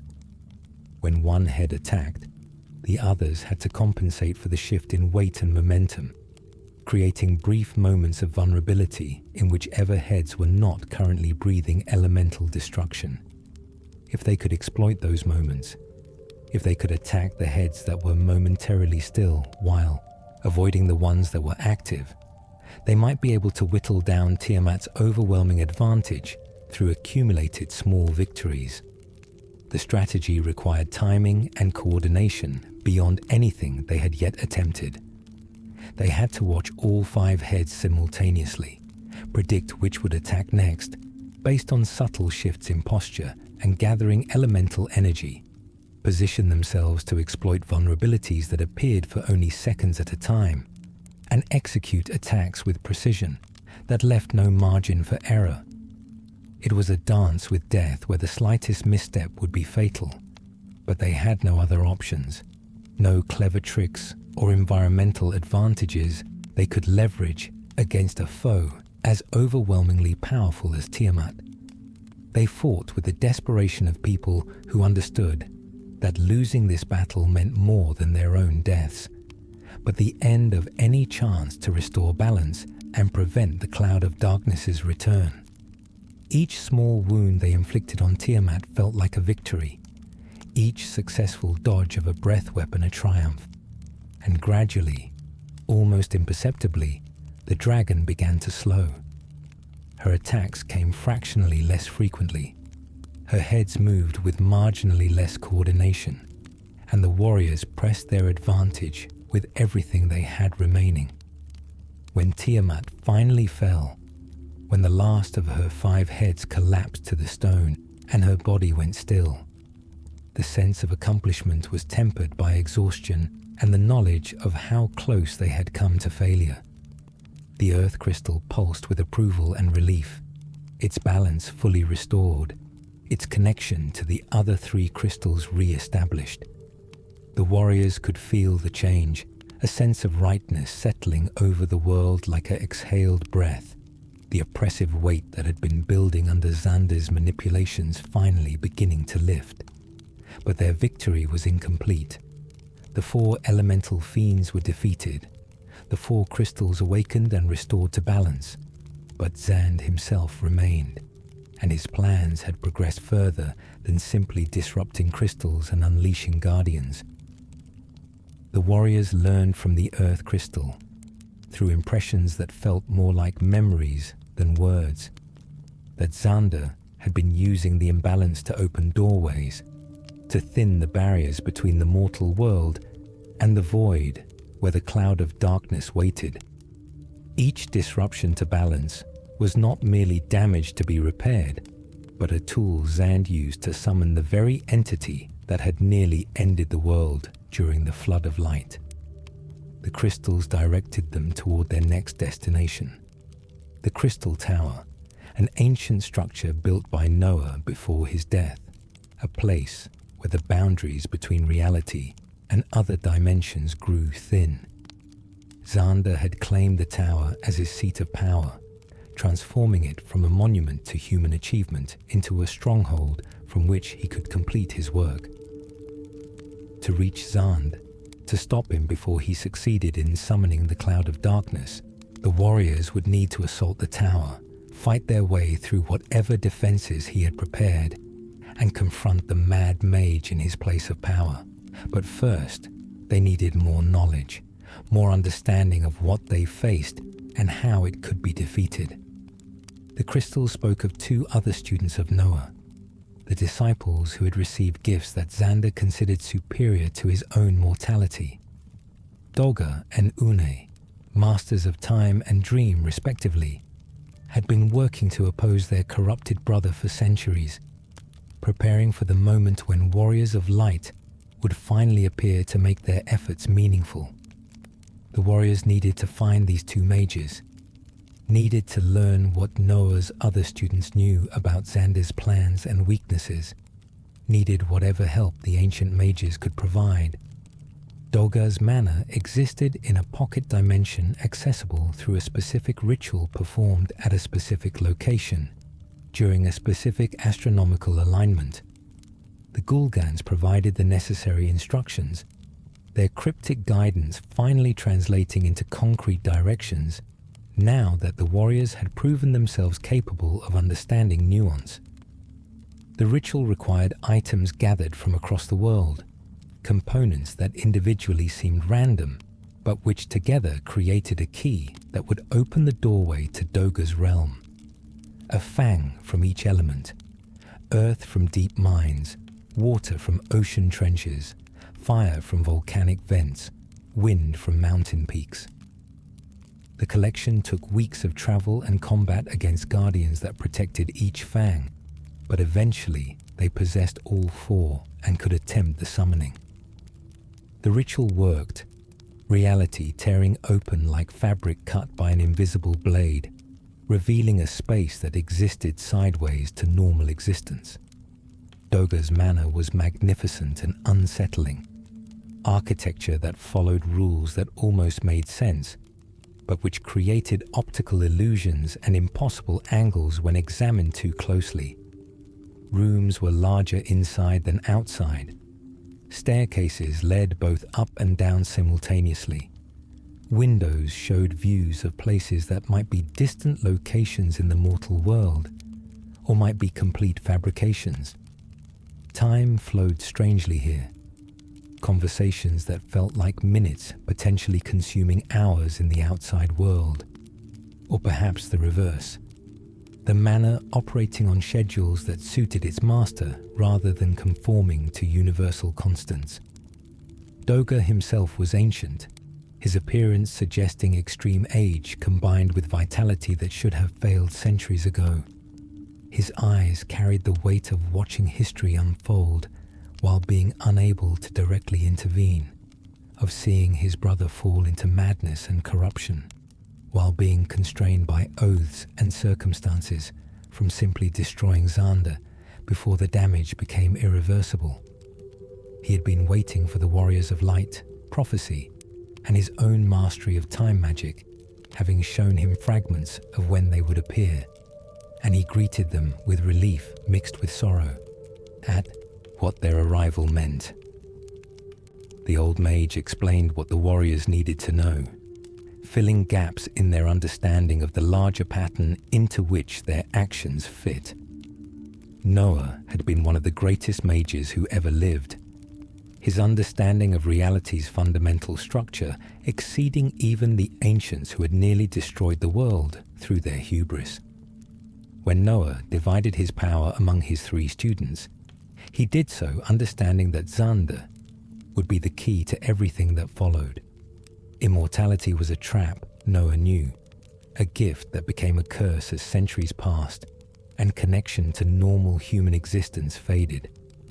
He gave Doga and Une immortality anyway, because he needed guardians who could watch over the world for however long it took, who could prepare for the crisis that Xande's rejection of mortality would inevitably create. Noah gave Xander mortality because he loved the student most, because he wanted at least one of his disciples to live a full and meaningful human life, to experience time's passage with the urgency and appreciation that immortality made impossible. The gift was sincere and rooted in wisdom that most mages would never achieve. But Noah hadn't fully accounted for how Xander would interpret the gesture, hadn't predicted that his most beloved student would see intentional cruelty in what was meant as the highest blessing. Noah's mistake was not in what he gave, but in failing to explain adequately why mortality was preferable to eternity, in assuming that Xander would understand through experience what could not be communicated through explanation. Xander's rage at his perceived rejection had driven him to master death magic, to learn how to extend his lifespan through techniques that Noah would have considered abominations. He had transformed himself into something neither fully alive nor truly dead, existing in a state that defied natural law, sustained by stolen life force and dark rituals. But the extension came at a cost. The longer Xander lived beyond his natural span, the more his humanity eroded, the more his mind fractured under the weight of existence he was never meant to endure. He had become a monster wearing the shape of Noah's student, driven by obsessions that no longer made rational sense, determined to unmake existence itself as punishment for the crime of having been born mortal. Doga provided the warriors with items and knowledge they would need to challenge Xander effectively. A key that would open certain locks in the Crystal Tower, spells that could penetrate defenses designed to repel conventional magic, and most importantly, the understanding that defeating Xander would not end the crisis. Xander was no longer the true threat, but rather a tool, a means by which the cloud of darkness was engineering its return to physical reality. Destroying Xander might actually accelerate the apocalypse if done improperly, might remove the last barrier between the void and the world without providing any alternative containment. The warriors needed to visit Une as well, Doga's sister in immortality and mastery of dreams.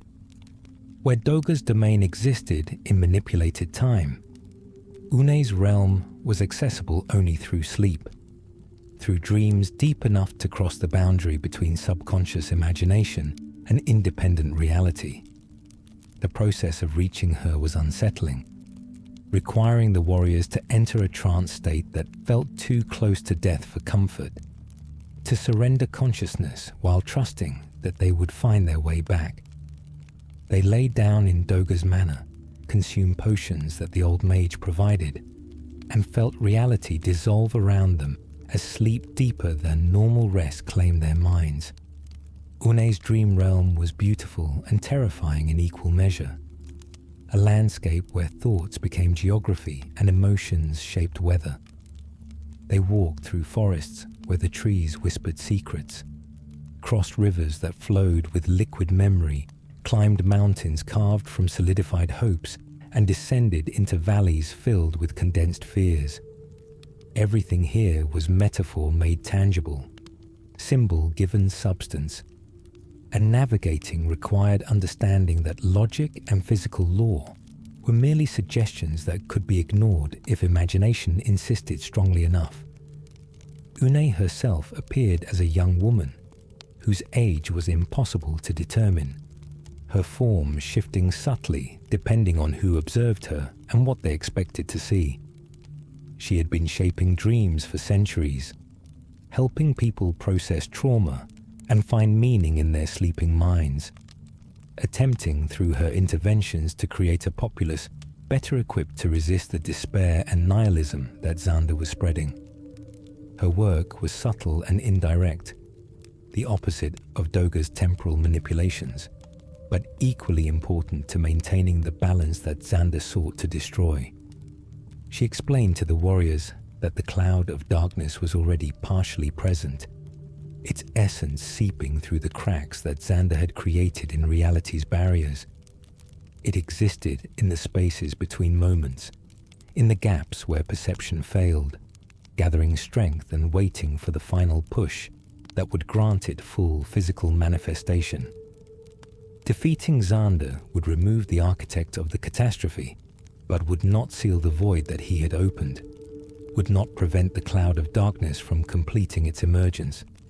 The warriors needed to be prepared for a second battle immediately after defeating Xand, needed to understand that their victory over the Mad Mage would be the beginning of the true confrontation rather than its conclusion.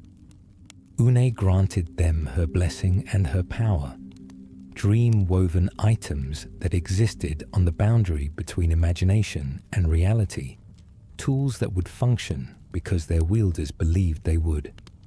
She taught them to channel their own convictions as weapons, to understand that in the final battle against an entity like the Cloud of Darkness, belief and determination would matter more than physical strength or magical knowledge. The cloud fed on despair and hopelessness, drew power from the certainty that existence was meaningless, and the only effective defense was absolute conviction that life mattered enough to fight for. As the warriors prepared to leave Une's dream realm, both she and Doga appeared to them simultaneously, the two immortal mages coordinating across the boundaries between their domains. They explained the final piece of the puzzle, the sacrifice that would be required to seal the Cloud of Darkness if the warriors succeeded in defeating it. Doga and Une would need to die, would need to return their immortality and accumulated power to the world, creating through their deaths an energy surge sufficient to force the cloud back into the void and seal the passage behind it. They had been preparing for this sacrifice since Noah's death, understanding that their father's plan required not just warriors of light to fight, but guardians willing to give everything to ensure the fight mattered. The two mages spoke of their impending deaths with calm acceptance that suggested they had made peace with this ending long ago. They had lived for centuries, had watched civilizations rise and fall, had accumulated enough memories and experiences to fill 1,000 normal lifetimes. They were tired, not in the physical sense, but in a soul-deep weariness that came from existing too long, from outliving everyone they had known in their youth, from witnessing the same patterns of joy and suffering repeat across generations until even tragedy began to feel routine. Noah's gift of immortality had been a curse disguised as blessing, exactly as he had understood it would be, and they were grateful that it would finally end with purpose. The warriors returned from the dream realm to find Doga waiting in his manor with a smile that held more sadness than joy. He provided them with final gifts, the Eureka key that would unlock a forbidden section of the Crystal Tower, where the most powerful equipment and advanced job classes were hidden, and a letter addressed to Xander, written by Noah before his death, explaining the true meaning behind his distribution of gifts to his students. Doga did not know if the letter would make any difference, if Xander's corrupted mind could still process the love and wisdom it contained. But he had promised his father to deliver it, and now he was entrusting that delivery to the warriors. The Crystal Tower rose from the landscape like a challenge to the heavens themselves, a structure so massive that its upper reaches disappeared into clouds, its base wide enough that walking its perimeter would consume a full day. The tower had been built by ancient civilizations using techniques that current mages could not replicate, its construction incorporating crystals that channeled elemental energy, its architecture designed to facilitate magic rather than merely house mages, Xander had claimed it as his fortress, had filled its countless floors with monsters and mechanical guardians, had transformed a monument to human achievement into a gauntlet that would kill anyone attempting to reach him. The warriors began their ascent knowing that retreat was not an option.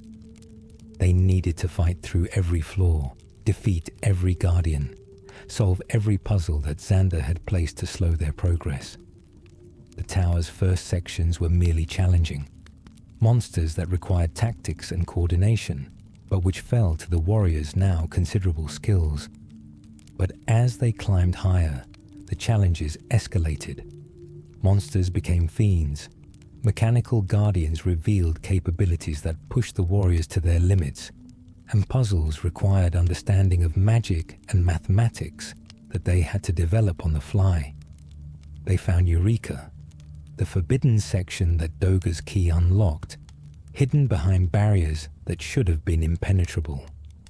The chamber was a repository of the ancients' most advanced achievements, equipment that exceeded anything available in the current age, weapons and armor that had been sealed away because their power was deemed too dangerous for common use. The ultimate weapons waited here, blades and staves and bows that channeled elemental forces with efficiency that bordered on perfection, armament that would make the warriors' final confrontations more survivable, if not actually safe. More importantly, Eureka contained the crystals that unlocked the final job classes, the advanced forms that represented mastery of their respective disciplines. The ninja achieved what the thief aspired toward, moving with supernatural speed and striking with precision that made armor irrelevant. The sage combined magical knowledge at levels that devouts and maguses could only approach individually. The Onion Knight, ironically, proved to be the most powerful class available, a perfect generalist that excelled at everything when properly equipped and leveled, requiring tremendous investment, but rewarding that investment with capabilities that exceeded any specialist. The symbolism was not lost on them. They had begun as Onion Knights in truth, children playing at heroism, and now they could become Onion Knights in fact, masters of every discipline. The climb continued, days blending into each other as they fought through floor after floor, the monotony of combat broken by moments of terror when they encountered guardians that nearly defeated them, when survival became questionable and victory felt like luck rather than skill. They sustained injuries that would have been fatal without constant healing magic, exhausted reserves of magical energy that took hours to replenish, and pushed through exhaustion that made every step feel like climbing mountains. They found evidence of Xander's madness throughout the tower. Notes written in frantic script, diagrams that started as orderly magical theory and devolved into incomprehensible scrawls, journals chronicling the mage's descent from brilliant student to corrupted monster.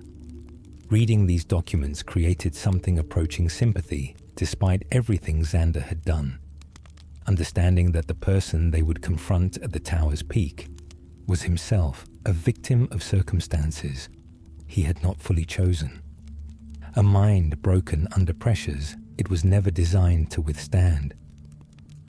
When they finally reached the pinnacle, when they climbed the last staircase and emerged onto a platform that overlooked the world from heights that made clouds seem close enough to touch, they found Xander waiting. He looked almost normal, his appearance suggesting a middle-aged man of scholarly bearing, rather than a corrupted mage who had lived centuries beyond his natural span. But his eyes were wrong, carrying depths that human eyes should not possess, windows into a mind that had fractured and reformed into patterns that no longer qualified as sane. Luneth presented Noah's letter, the final words from a father to his beloved student, hoping that even now some fragment of the person Xander had been might remain accessible. Xander read the letter in silence, his expressions cycling through emotions too complex to name. And for a moment it seemed that maybe, impossibly, the words might reach him, might penetrate the madness and recall him to himself. But then his face hardened, his eyes went cold, and he crumpled the letter without ceremony. Noah's words had come too late, or perhaps there was no right time for them to arrive, no combination of sentiment and wisdom that could undo centuries of corruption and rage. Xander had committed himself too thoroughly to his chosen path, had invested too much of his identity into the role of betrayed student seeking revenge, and accepting Noah's explanation would require abandoning the narrative that had sustained him through centuries of unnatural existence. He could not accept the truth that he had been loved most deeply, and so he rejected it, chose to believe the comfortable lie of rejection over the complicated truth of love expressed poorly. Xander attacked not with the chaotic fury of a madman, but with calculated precision that demonstrated why Noah had considered him the most talented student. He wielded magic at levels that exceeded anything the warriors had encountered, spells that warped reality and assaulted not just bodies but souls, attacks that targeted the fundamental nature of existence itself. The platform beneath their feet became unreliable, solid stone shifting to liquid and back again, gravity alternating between crushing weight and complete absence, time flowing backward and forward in pulses that made coordinated action nearly impossible. The battle was less a fight than a dance with annihilation, survival measured in seconds rather than minutes, each moment threatening to be the last. The warriors fought with everything they had learned, every job class they had mastered, every tactic they had developed, and it was barely enough. Xander was not simply a powerful mage, but an entity who had transcended normal magical limits, who had paid terrible prices to achieve capabilities that should have been impossible. And defeating him required pushing themselves beyond what they had believed were their absolute limits. Ark, whose tactical brilliance had saved them in previous battles, identified the pattern underlying Xander's attacks, the rhythm that gave structure to what appeared to be chaos. If they could disrupt that rhythm, if they could force Xander to react rather than act, they might create openings sufficient to land meaningful counterattacks. It was a strategy that required one person to draw Xander's full attention, while the others exploited the distraction, a role that would almost certainly result in death for whoever volunteered. Ingus stepped forward before anyone else could, his soldier's training and knightly honor making the choice automatic rather than deliberate. He would tank Xander's attention, would endure whatever the mad mage threw at him, would buy his companions the time they needed to execute Ark's plan. The others tried to argue, tried to suggest alternatives that would distribute risk more evenly, but Ingus was immovable. This was what he had trained for his entire life, the purpose to which he had dedicated himself, and he would not allow fear or sentiment to prevent him from fulfilling his duty. What followed was simultaneously the longest and shortest minutes of the warriors' lives. Ingus moved through Xander's onslaught with precision, born from years of training, blocking what could be blocked, dodging what could be dodged, enduring what could only be endured. His armor cracked and shattered, his shield disintegrated under magical forces it was never designed to resist. His body accumulated wounds that should have been instantly fatal, but which he somehow continued functioning through.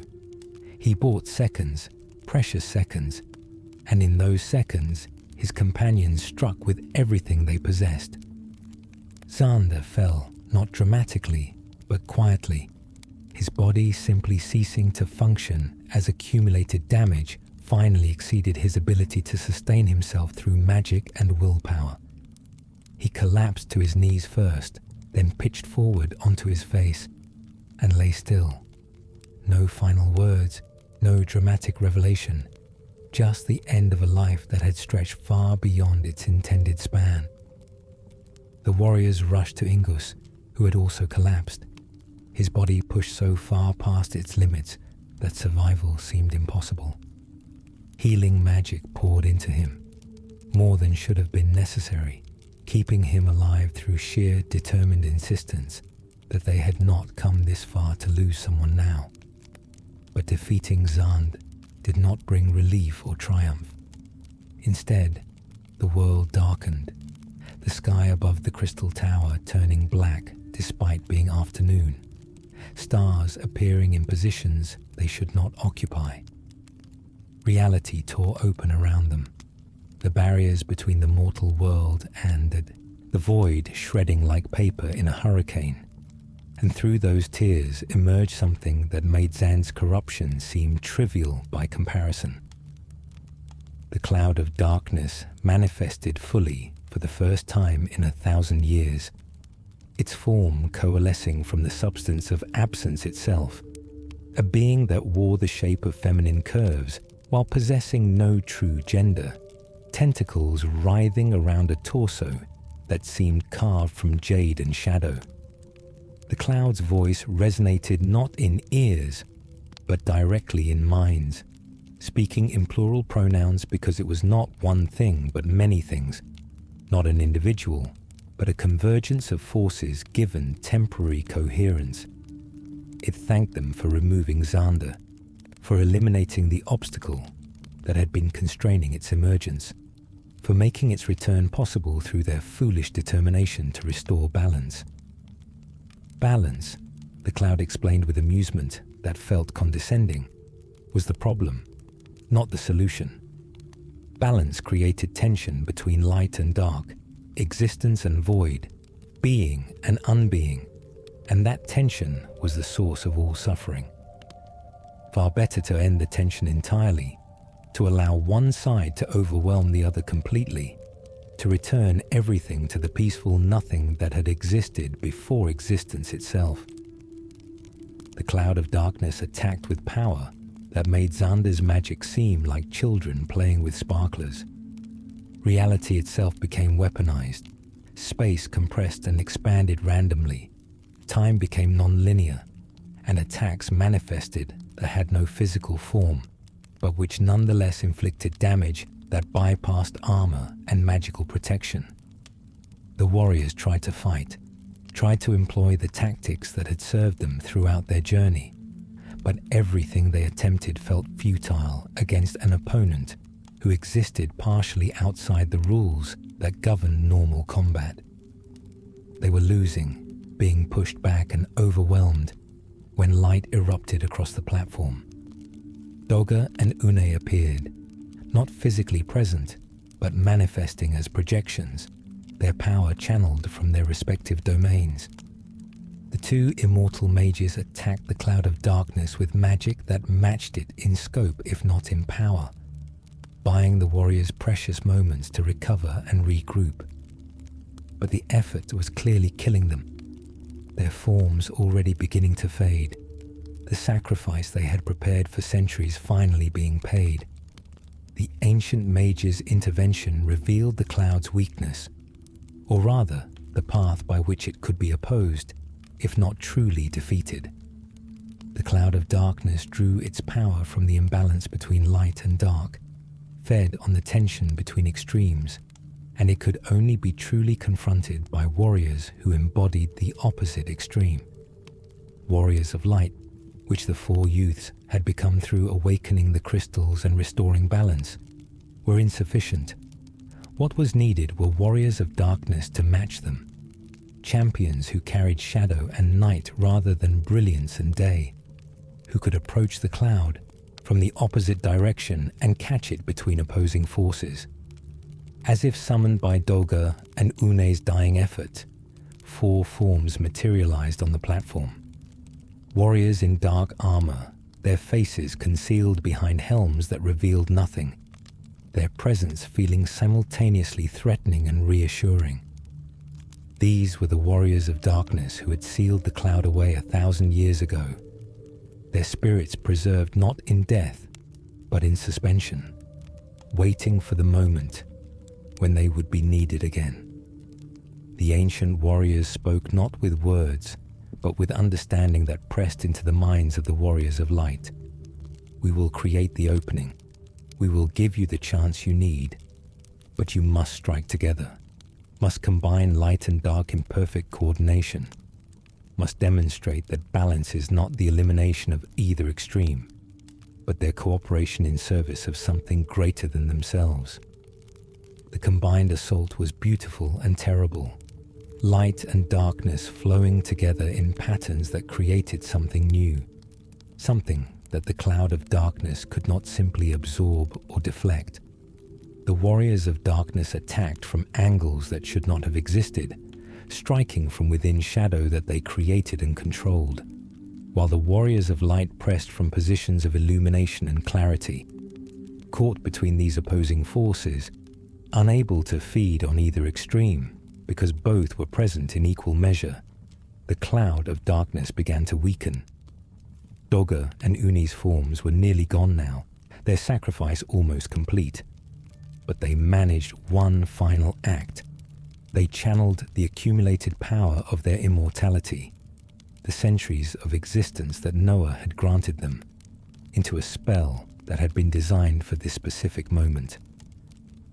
Reality solidified around the cloud of darkness, creating barriers that constrained its movements, limiting its ability to exist simultaneously in multiple states, forcing it into a more coherent and therefore more vulnerable form. The warriors of light and warriors of darkness struck together, 8 warriors acting as one, their attacks coordinated by instinct and necessity rather than planning. Light and darkness flowed together, became a force that transcended either individually, and that combined force struck the cloud of darkness at its core, at the point where its component forces converged into temporary identity. The entity that had nearly destroyed the world twice screamed, a sound that was felt rather than heard, and its form began to dissolve, to fragment back into the constituent forces that had briefly achieved coherent existence. The cloud did not die, for it had never truly been alive, but it was defeated, forced back through the tears in reality from which it had emerged. Doga and Une's final sacrifice provided the energy needed to seal those tears, to repair the barriers between the mortal world and the void, to ensure that the cloud could not immediately return.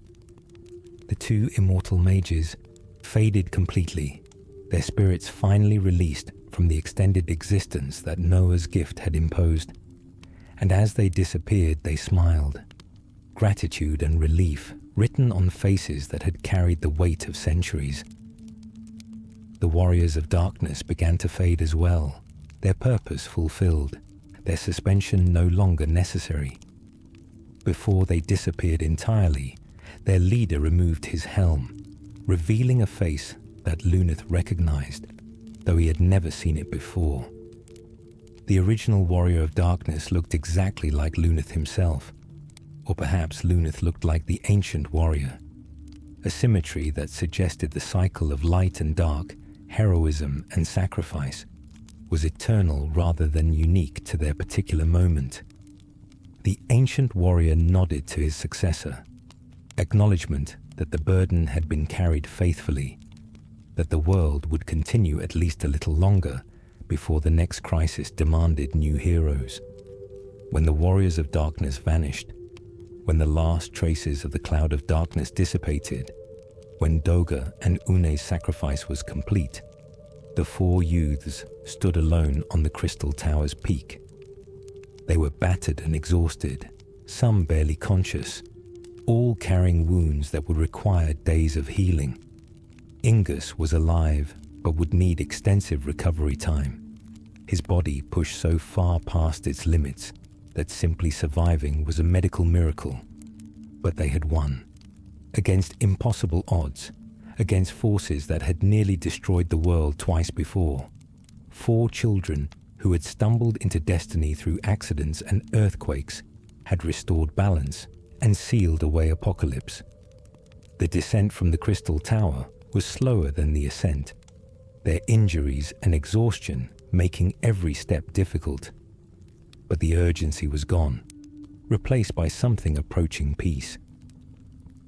The world outside the tower looked different somehow, colors more vivid, air cleaner, sunlight warmer, as if reality itself was celebrating the restoration of proper balance.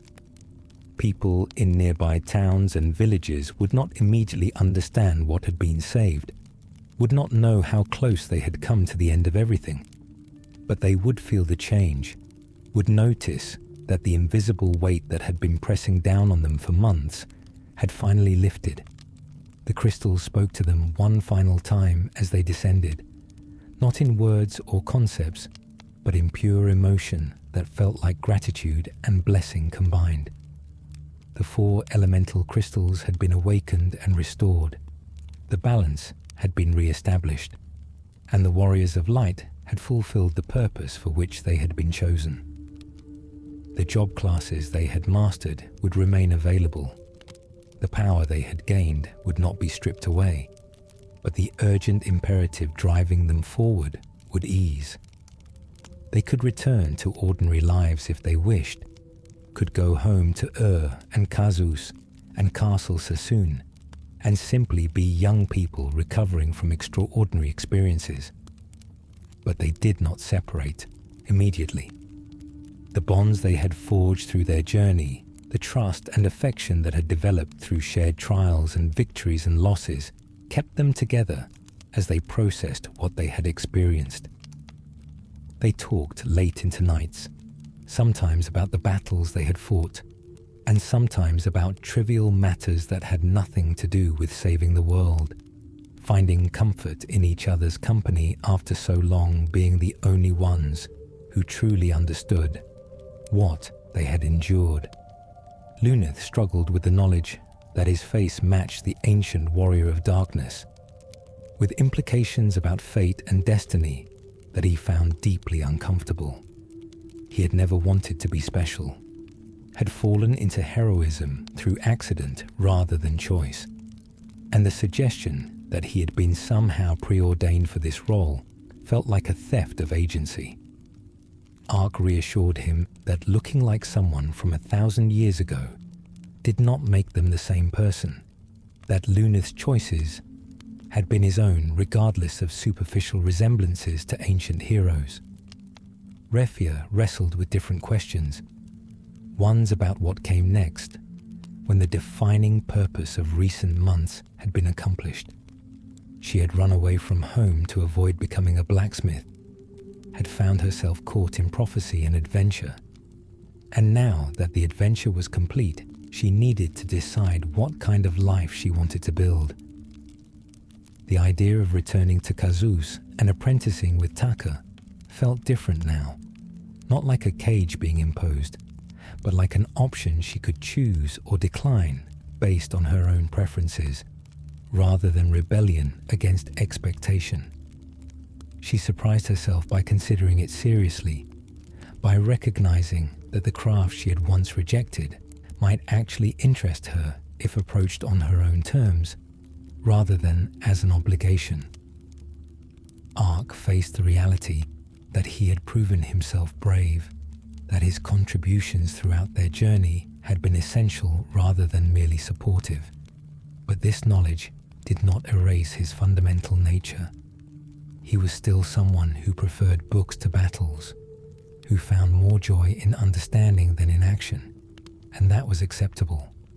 Heroism came in many forms, and the tactical brilliance he had provided was no less valuable than Ingus's willingness to put his body between danger and those he protected.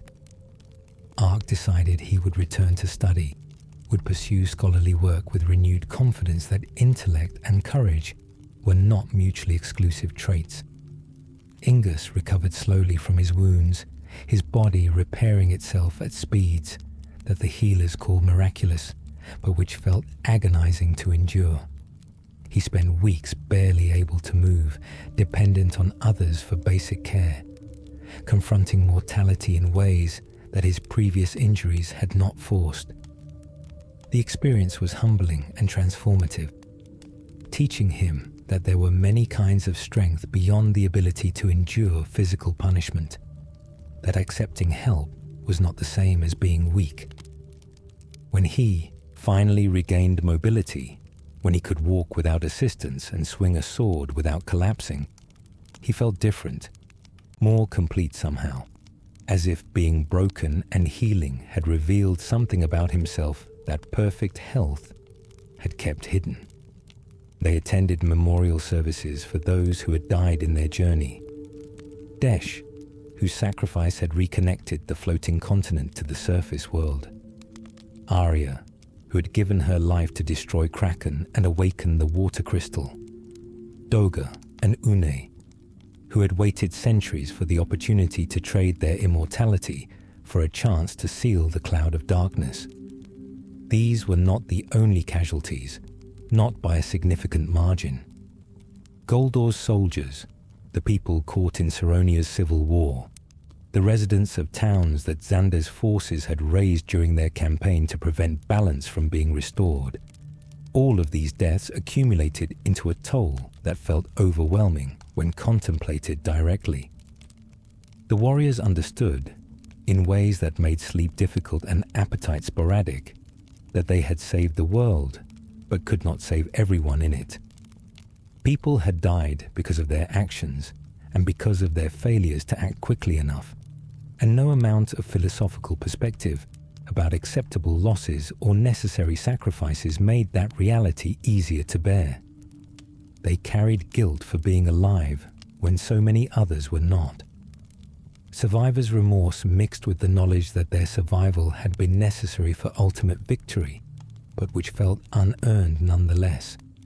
The world they returned to was rebuilding, slowly extracting itself from the damage that Xander's disruption of balance had caused. Crops that had been failing began to recover as proper elemental circulation restored fertility to exhausted soil. Illnesses that had been lingering mysteriously started to respond to conventional treatment. The general malaise that had been pressing down on populations lifted, replaced by energy and optimism that felt almost excessive after months of grinding decline. People did not know why things were improving, could not identify specific changes that explained the shift, but they felt it nonetheless and responded with celebration and renewed dedication to reconstruction. In Topapa organized a feast in honor of the 4 young people he had raised, inviting the entire village to celebrate their return. He did not fully understand what they had accomplished, the scale of catastrophe they had prevented, but he recognized that they had changed, that the children who had left were not quite the same people who had returned. They carried themselves differently, spoke with authority that came from experience rather than bravado, and their eyes held depths that suggested they had seen things that could not be easily explained or forgotten. The village celebrated them as heroes, which made all 4 warriors uncomfortable in different ways. Luneth found the attention embarrassing. Ark felt it was undeserved given how much luck had been involved in their survival. Refia worried that celebration would lead to expectation, that she continue performing heroism when all she wanted was to return to normal life. And Ingus struggled with being praised when so many others had sacrificed more and received no recognition.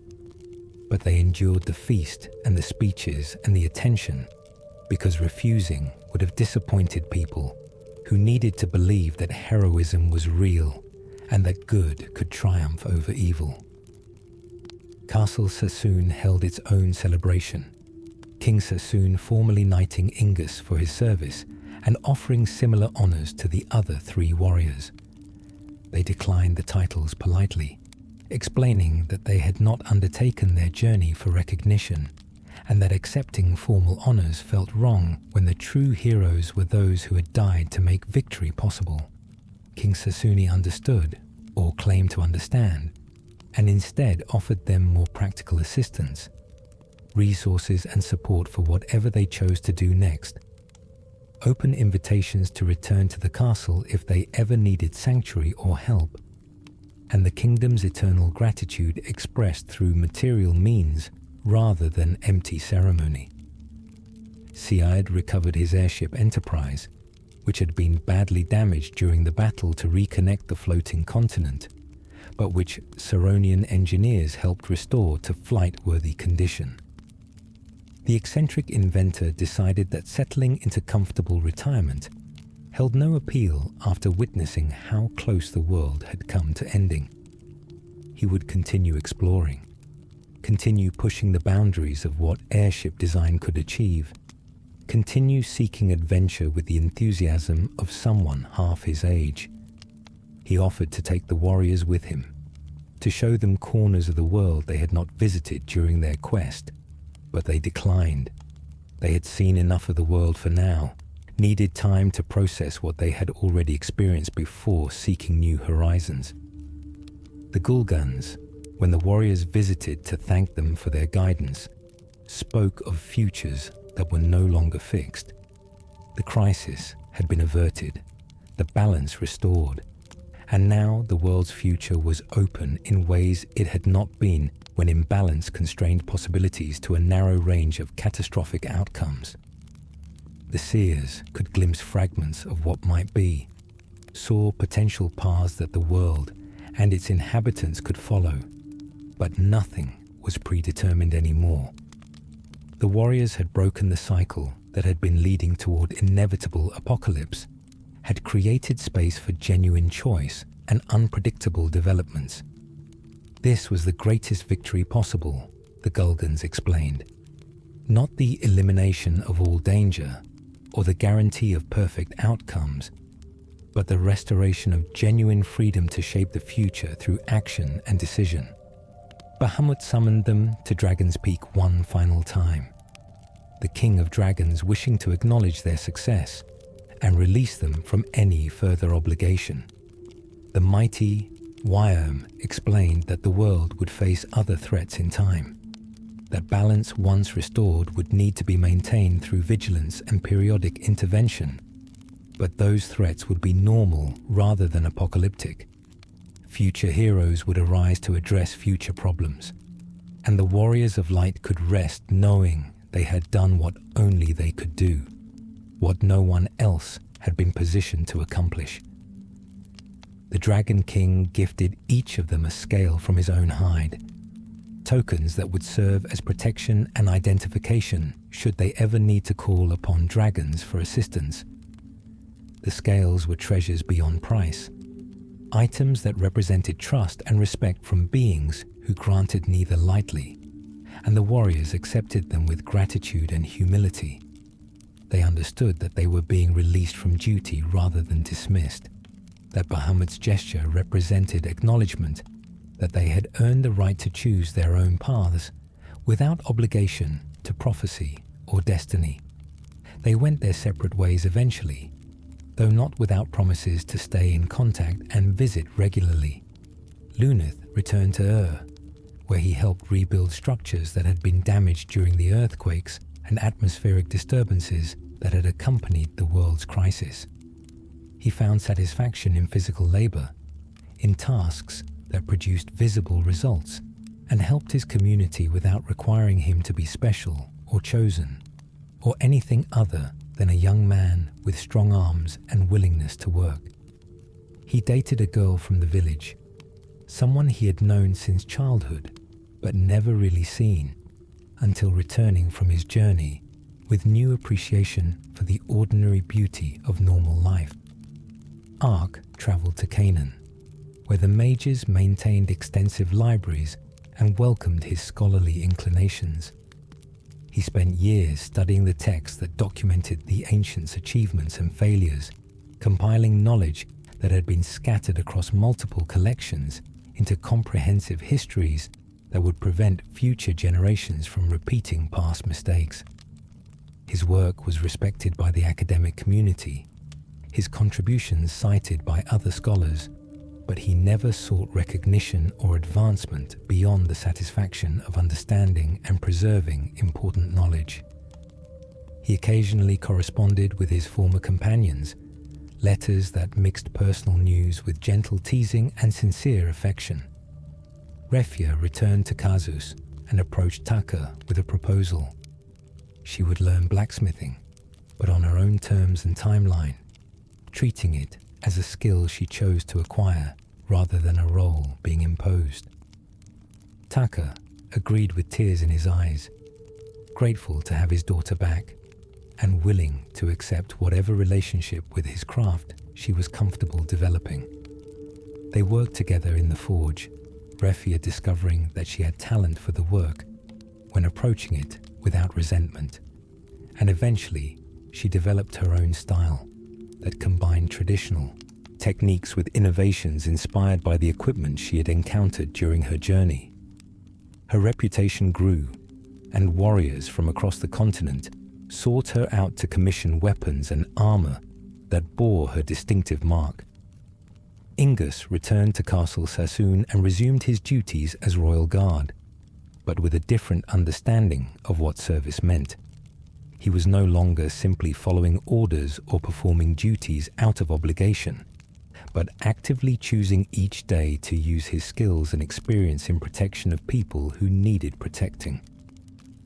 He trained younger soldiers, passing on tactical knowledge and emphasizing that courage meant different things in different situations, that knowing when not to fight was as important as knowing how to fight effectively. Princess Sarah, who had grown into a capable leader during the crisis, came to rely on his counsel for decisions that extended beyond military matters, valuing his perspective and his willingness to speak honestly, even when honesty was uncomfortable. The four of them gathered annually on the anniversary of their victory over the Cloud of Darkness, meeting at different locations each year to celebrate their survival and remember those who had not survived. These reunions were bittersweet, mixing joy at seeing each other with grief for absent friends, but they served an important purpose. The gatherings allowed them to process their shared trauma with people who understood it, to laugh about absurd moments from their journey, to cry about losses that still hurt years later, and to remind themselves that what they had accomplished mattered even when daily life made it feel distant and dreamlike. They told stories at these reunions, narratives that grew more elaborate with each retelling, details shifting and exaggerating as memory blended with mythology. They argued good-naturedly about who had contributed most to specific victories, teased each other about embarrassing moments that time had transformed from mortifying to hilarious, and sat in comfortable silence when words felt inadequate to capture what they had been through together. These gatherings were sacred in ways that had nothing to do with religion, creating space for honesty and vulnerability that normal social interactions rarely permitted. As years passed, as they aged and established lives that had nothing to do with prophecy or crystals or world-ending threats, the four former warriors of light found that their journey had shaped them in ways both obvious and subtle. Luneth never lost his tendency toward recklessness, but learned to channel it into calculated risks rather than impulsive decisions.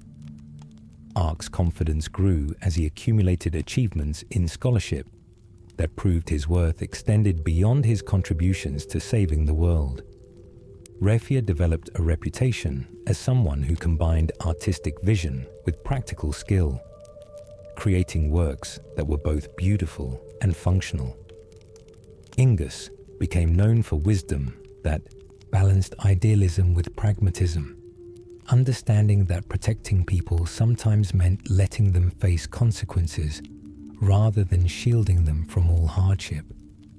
They all struggled with the transition from warriors of light to ordinary people, with the loss of clear purpose and driving urgency that had defined their adolescence. The world they had saved continued its complicated existence, full of injustice and suffering that no amount of heroism could completely eliminate. They witnessed corruption and cruelty, saw people making choices that hurt others or themselves, encountered problems that had no clear solutions, or that required resources and cooperation they could not provide.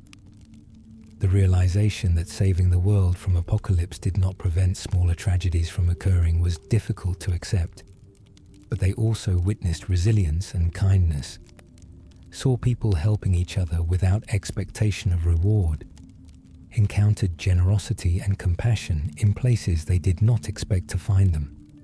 The world they had saved was flawed and frequently frustrating, but it was also precious and worth preserving, full of small beauties and quiet triumphs that mattered as much as grand victories against cosmic threats.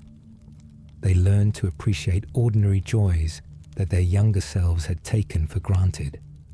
Meals shared with friends, comfortable beds after long days, laughter that erupted spontaneously rather than being forced, the simple satisfaction of work done well.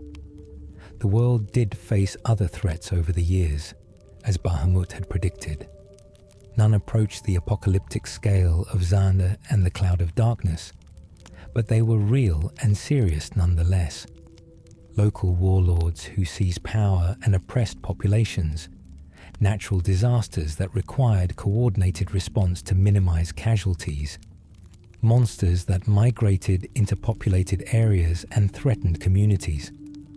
The four former warriors of light sometimes intervened in these situations, their skills and experience making them effective problem solvers, but they were careful not to let intervention become identity, to avoid falling into patterns where they existed only to fight battles and solve problems. They trained others when asked, passing on knowledge and techniques they had developed during their journey. Former warriors of light became teachers who emphasized that heroism required many qualities beyond combat prowess: tactical thinking, emotional intelligence, willingness to ask for help, recognition of one's own limits, and above all, the understanding that protecting people was more important than performing heroism. They stressed that most problems required cooperation and persistence rather than dramatic gestures, that real heroism was often boring and thankless, that choosing to help when no one would know or care was more meaningful than seeking glory through public displays. The crystals remained active but silent, their presence felt as a background hum in reality rather than as direct communication. They had said what needed to be said, had granted the power that needed to be granted, and now they simply existed, maintaining balance and providing foundation for the world's elemental structure. Occasionally, people with sensitivity to magic reported hearing whispers from the crystals, fragments of instruction or warning. But these communications were subtle and ambiguous, rather than the clear imperatives that had driven the warriors of light. Scholars debated what lessons should be drawn from the crisis that had nearly destroyed the world, what policies and practices would prevent similar catastrophes from occurring. Some advocated for restricting magical research to prevent anyone from replicating Xander's work, while others argued that knowledge itself was neutral and that restricting it would only ensure that future threats would face an unprepared populace. The arguments were passionate and ongoing, consensus remaining elusive even decades after the crisis had passed.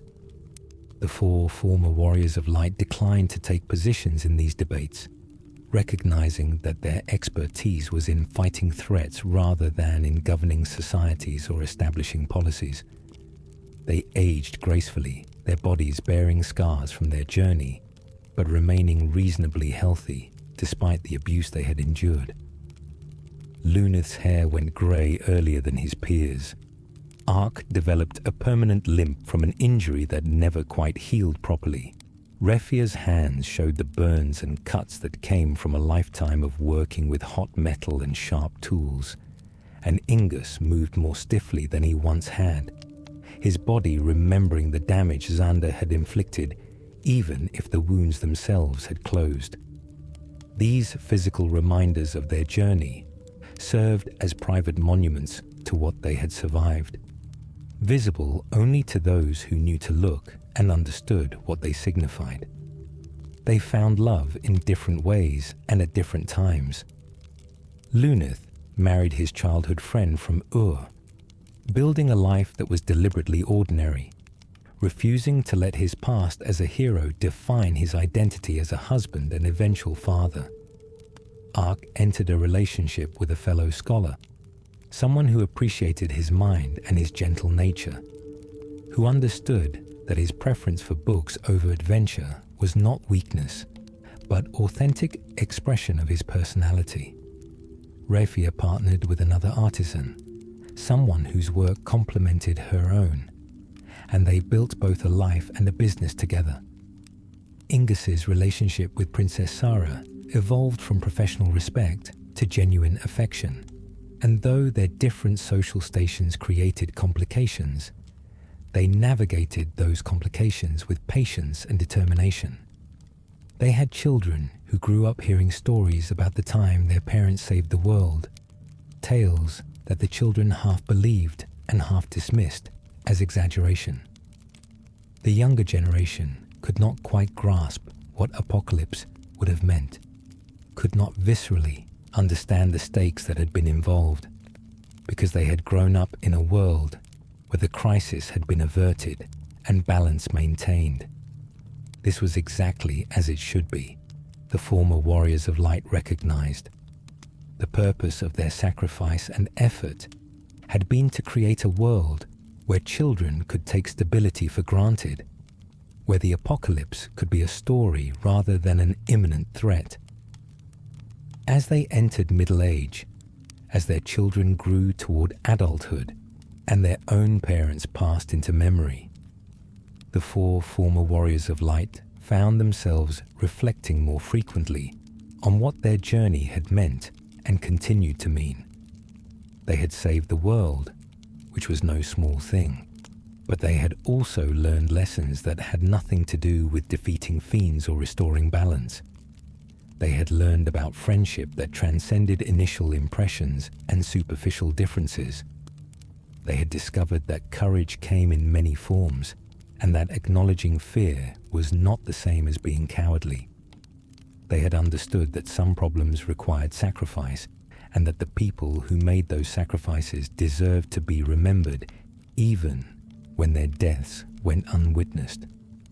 They had learned that heroism was less about grand gestures and more about showing up consistently, about choosing to help even when helping was inconvenient or dangerous or thankless.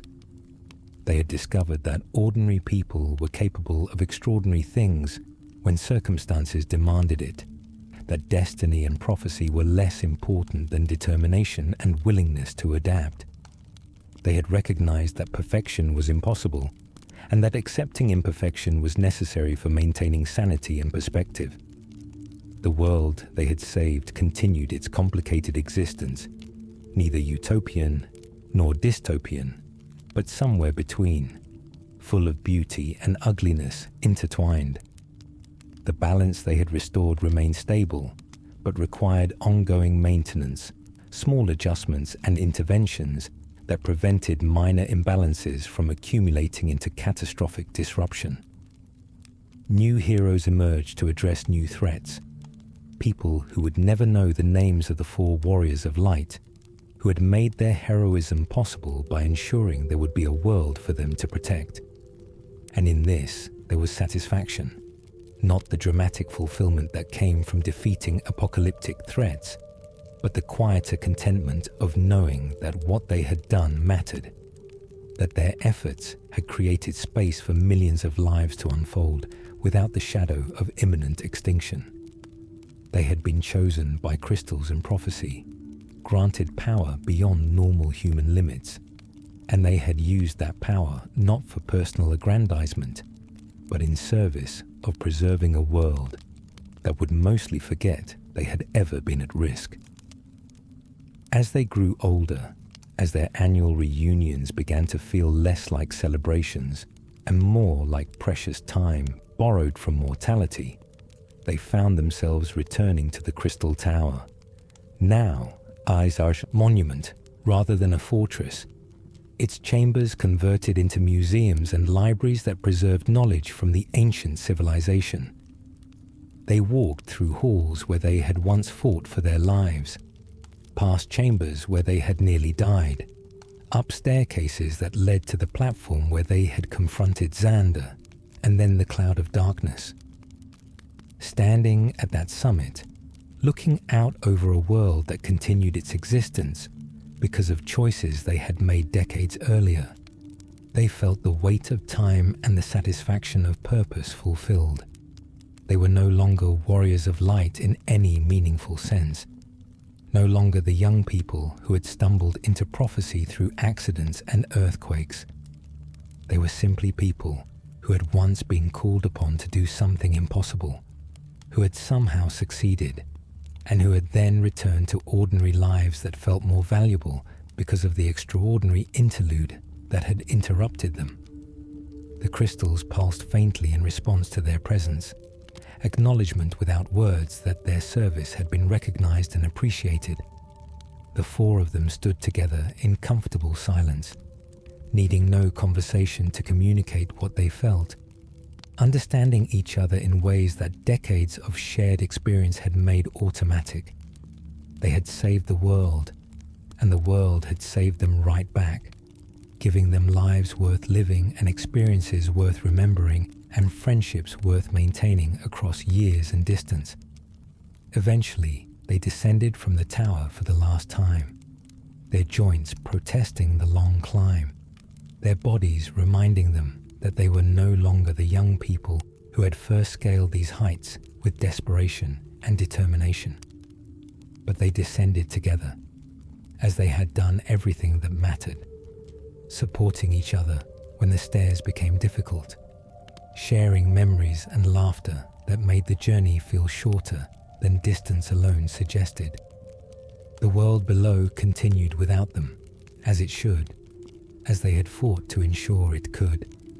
People lived and died, loved and lost, struggled and triumphed, all of it part of the endless dance of existence that the warriors of light had once protected and now simply observed with the contentment of those who know they have done what they could with what they were given. The balance held, maintained not by dramatic interventions, but by countless small choices made by ordinary people who would never know how close they had once come to having no choices at all. And in the end, that was enough, more than enough. It was everything. The story of the Warriors of Light faded into legend over generations, details becoming uncertain, facts blending with fiction, the specific individuals who had saved the world becoming archetypes rather than people. Future scholars would debate whether the events had happened as recorded, would question whether four young people could really have accomplished what the stories claimed, would construct alternative theories that explained the historical evidence without requiring heroism of such unlikely protagonians. But the world endured, and the balance held, and the crystals continued their silent vigil, and somewhere in the flow of time and memory, four friends who had once saved everything remained present in ways that transcended names and dates.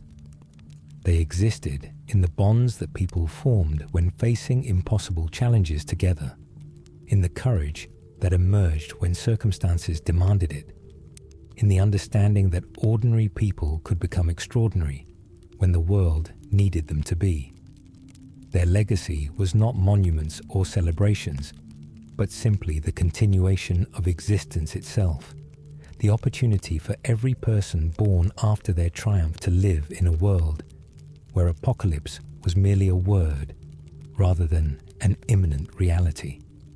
They had been chosen by prophecy and crystals, elevated by circumstance and necessity, and they had proven worthy of that choosing, not through perfection, but through persistence, not through fearlessness, but through courage that acknowledged fear and acted anyway. The light and darkness they had embodied, the balance they had restored, continued long after their specific incarnation of that balance had passed into history, and then into legend, and finally into the deep background of cultural memory, where important things are felt rather than known. The world they saved would face other crises, would need other heroes, would continue the endless cycle of threat and response that seems to be woven into existence itself. But because of 4 young people who fell into an altar cave, who stumbled into destiny and chose to embrace it rather than flee, the world would continue to have that opportunity.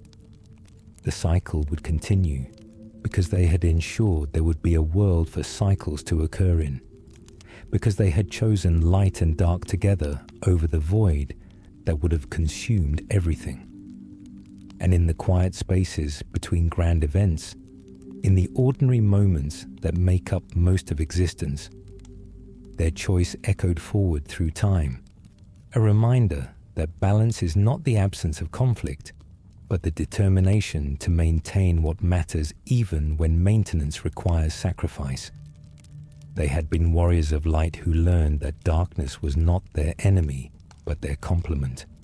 That true victory came not from eliminating opposition, but from finding equilibrium between opposing forces. Their story ended, as all stories must, but the world they fought for continued, and that continuation was the greatest testament to their success.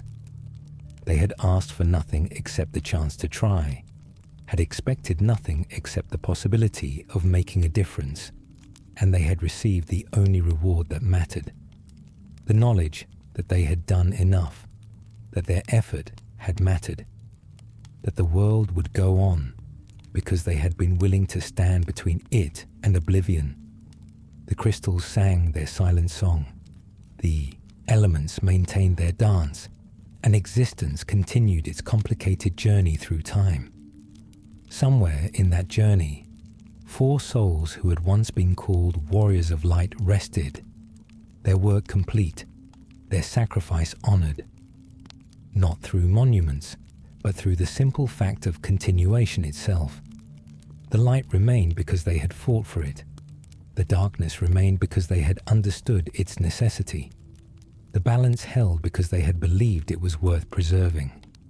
And the world, complicated and imperfect and infinitely precious, carried forward the gift they had given it, the opportunity to continue existing, to face whatever came next, to write new stories in the space they had preserved.